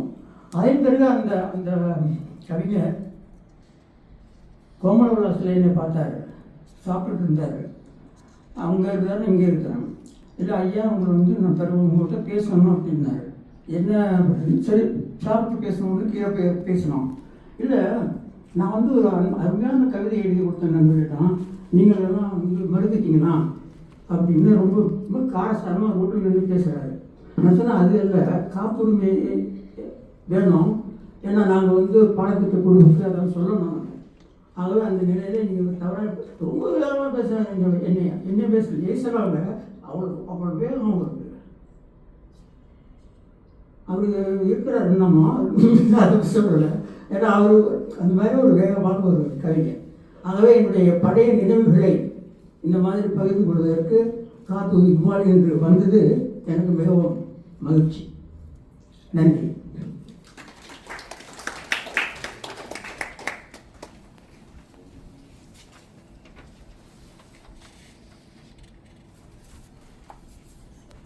இப்போது முதல் நூலினை பெறுவதற்கு அன்னவரை அன்புடன் அழைக்கிறோம். நூலினை வழங்க சிறப்பு விருந்தினர் முனைவர் கா சண்முகம் அவர்களை அழைக்கிறோம்.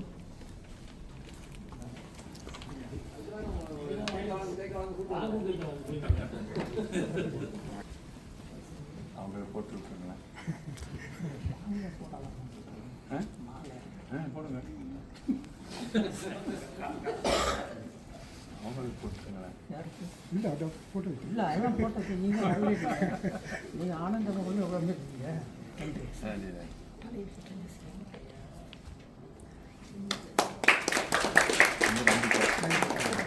ஏன்னா அவர்கிட்ட ஒரு அனுமதி கேட்டேன் மாலை. ஏன்னா அவர் வேற்ற சிலாம்பியருங்கிறதுனால ஒரு அனுபவம் எனக்கு இருக்குது. அதனால தான் அவர்கிட்ட கேட்டேன் மாலை கூட அவர்.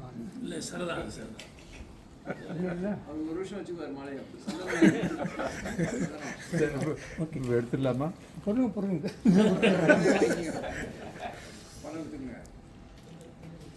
ஓகே. ஏன்னா இந்த மாலையும் இந்த இந்த சால்வை வந்து மதுரையில் வாங்கினது, மாலை வந்து பட்டுக்கோட்டையில் வாங்கினது. ஒரு ஒரு இணைப்பு இருக்குது. ஓகே சார், ரொம்ப நன்றி. எடுத்துருவாங்க. முதல் நூலை பெறும் எழுத்தாளர் சொல்வேந்தர் நா. ஆண்டியப்பன் அவர்கள். அன்னாரை பற்றிய சிறு குறிப்பு. சொல்வேந்தர் நா. ஆண்டியப்பன் அவர்கள் சிங்கப்பூர் தமிழ் எழுத்தாளர் கழகத்தின் தலைவராக பல்லாண்டுகள் பணியாற்றி ஓய்வு பெற்றவர். சிறுகதை, கவிதை, நாடகம், கட்டுரை ஆகிய துறைகளில் சாதனை படைத்தவர். 7 நூல்களை எழுதி வெளியிட்டுள்ளார். அண்மையில் சிங்கப்பூர் வரலாற்றை விளக்கும் வாமன தீவு எனும் நூலை எழுதி வெளியிட்டுள்ளார். சிங்கப்பூர் மீடியாகாப் எனும் நிறுவனத்தில் செய்தியாளராக பணிபுரிந்து ஓய்வு பெற்றவர். அண்மையில் தந்தையர் விருது பெற்றவர். அன்னவரை நூலினை பெற்று செல்லுமாறு அன்புடன் அழைக்கிறோம்.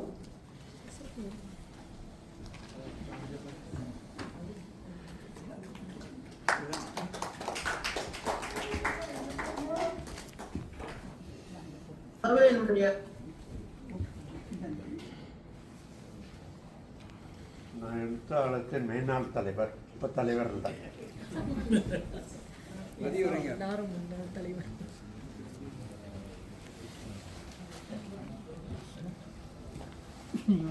நான் போருக்கு பார்த்து ரொம்ப நாள் ஆச்சு.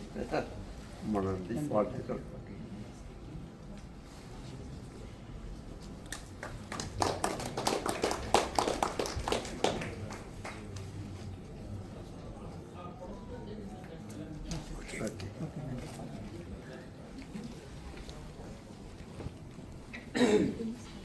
தொடர்ந்து நூலாசிரியர் அவர்கள் நூலினை வழங்குவார். சிறப்பு விருந்தினர் முனைவர் கா. சண்முகம் அவர்கள் நூலினை பெற்றுக் கொள்ளுமாறு அழைக்கிறோம்.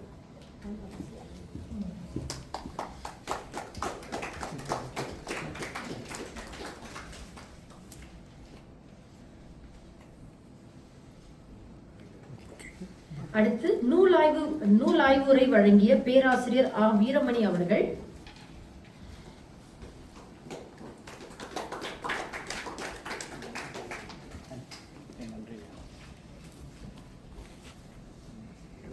நூலை வாங்கிக்கலாம். நூலோட கொண்டு பழைய சரி சரி நன்றி. அடுத்து நூல் ஆய்வுரை வழங்கிய முன்னாள் முதன்மை ஆசிரியர் பொன் சுந்தரராஜு அவர்கள். சபாஷ்.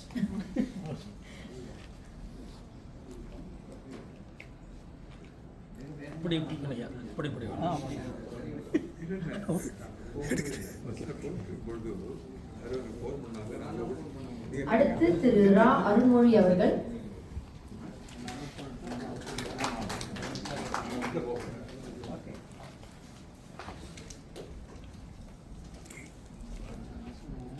அடுத்து கௌரி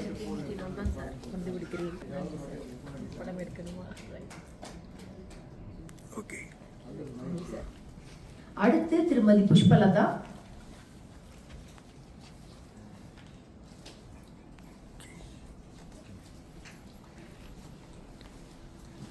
அடுத்து இணை பேராசிரியர் சீதா லட்சுமி அவர்கள் வரவில்லை. சரி, திருமாறன்.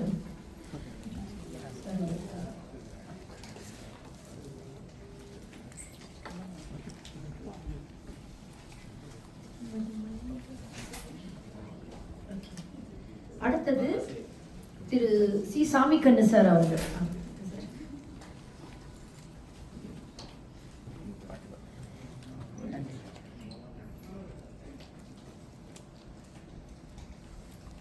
அடுத்து திரு கா சண்முகம் அவர்கள்.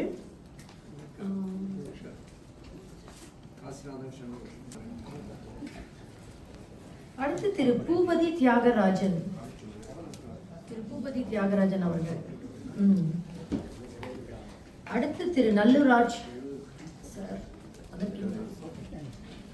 திரு நல்லுராஜ் சார்.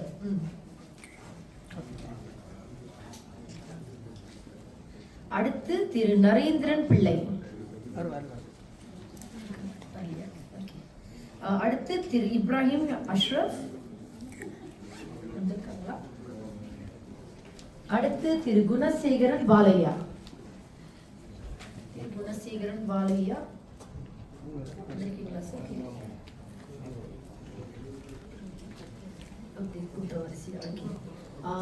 குணசேகரன் பாலையா அவர்கள். சரி, அடுத்து செல்வி கலைச்செல்வி அவர்கள். 2 பேரும் வரணும்னு.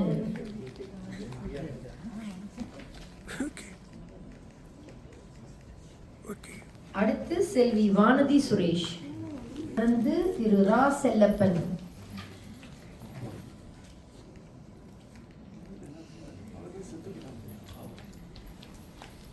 செல்லப்பன். சரி, அடுத்து திரு அன்பரசன். திரு அன்பரசன். திருமதி மாலதி பாலா.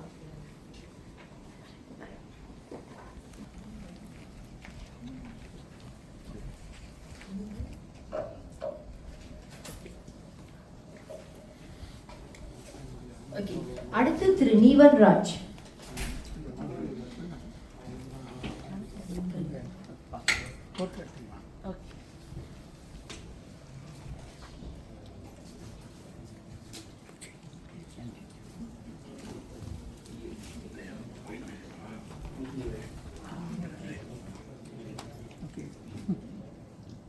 அடுத்து இனி இங்கு வருகை தந்திருக்கும் ஏனைய அனைவருக்கும் நூலினை பெற்றுக்கொள்ள அன்புடன் அழைக்கிறோம் அனைவரையும்.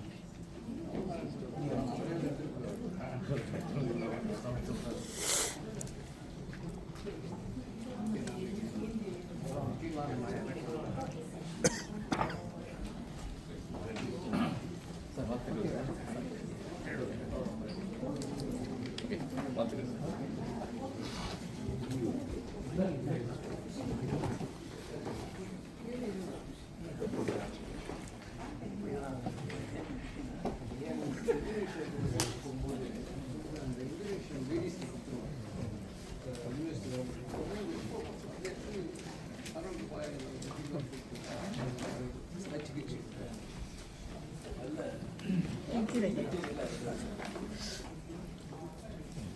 thank you.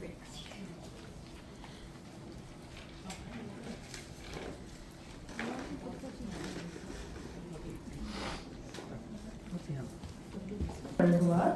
அதற்கு முன்னர் அவரை பற்றிய சிறு குறிப்பு. சிங்கப்பூரில் கல்வி பயின்ற அவர் சிங்கப்பூர் ஆசிரியர் பயிற்சி கல்லூரியில் பயின்று தொழில் சான்றிதழ் பெற்றார். தொடக்கப்பள்ளி, உயர்நிலைப்பள்ளி, தொடக்க கல்லூரி ஆகியவற்றில் தமிழ் ஆசிரியராக பணிபுரிந்தவர். இளங்கலை, முதுகலை, ஆய்வியல் அறிஞர், முனைவர் ஆகிய பட்டங்களை பெற்றவர். தேசிய கல்விக் கழகம், யுனிசிப் பல்கலைக்கழகம், சிங்கப்பூர் சமூக அறிவியல் பல்கலைக்கழகம் ஆகியவற்றில் விரிவுரையாளராக பணிபுரிந்து ஓய்வு பெற்றவர். கதை, கட்டுரை, கவிதை சார்ந்த 14 நூல்களை வெளியிட்டுள்ளார். முனைவர் மா. ராஜுகண்ணு அவர்களை ஏற்புரை வழங்க அன்புடன் அழைக்கிறோம்.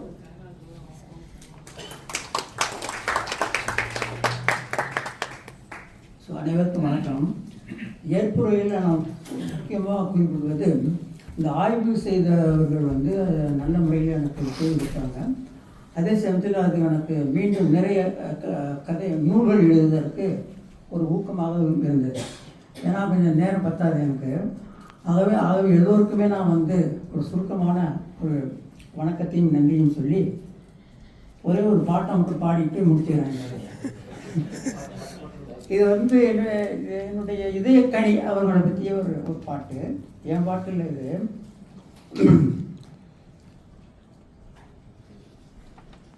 ராசாவே உன்னை விட மாட்டேன், என்னாலும் வெக்கம் விட மாட்டேன்,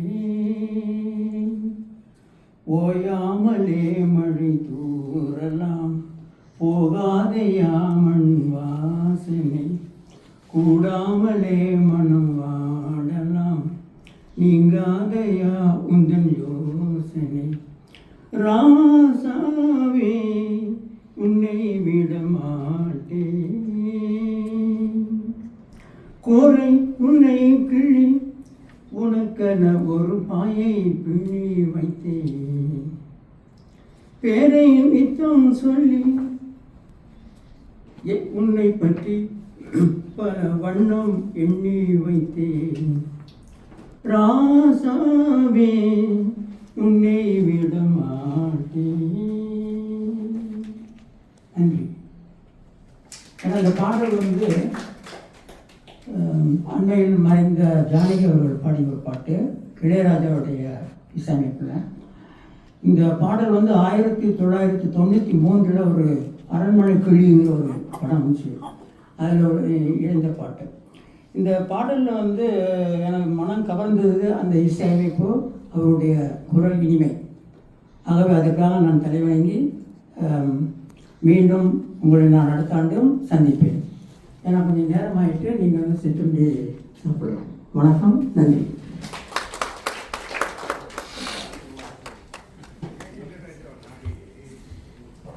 சரி, இன்றைய நிகழ்ச்சியில் கலந்து கொண்டு சிறப்பித்த உங்கள் அனைவருக்கும் எங்களது அன்பார்ந்த நன்றி தெரிவித்துக் கொள்கிறோம். உங்களுக்காக ஏற்பாடு செய்திருக்கும் சிற்றுண்டியை கலந்து கொண்டு வயிறார சாப்பிட்டு பிறகு விடைபெறுமாறு கேட்டுக்கொள்கிறோம். நன்றி, வணக்கம்.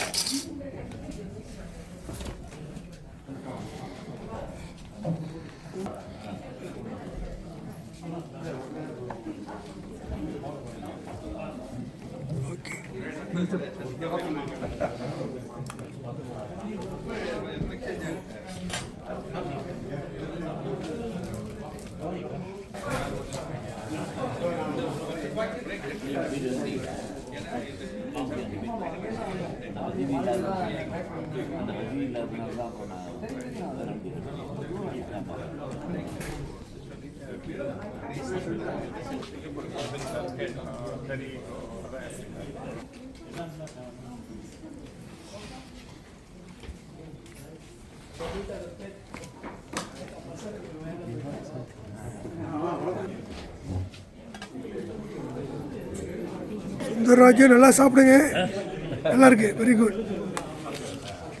பாட்டுக்கு வாய்ப்பு கொடுத்தோன்னே சிங்கப்பூர்காரன்னு சொல்லி ஒரு வாய்ப்பு கொடுத்துருக்காருங்க உங்களுக்கு. நீங்கள் அதை பயன்படுத்திக்க தெரியல உங்களுக்கு. நல்ல பாட்டு. சமோசா வேணும் எனக்கு.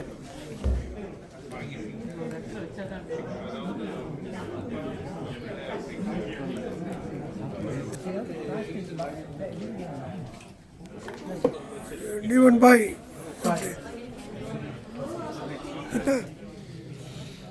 நிறைய உருது பேசுகிறேன். ஓகே,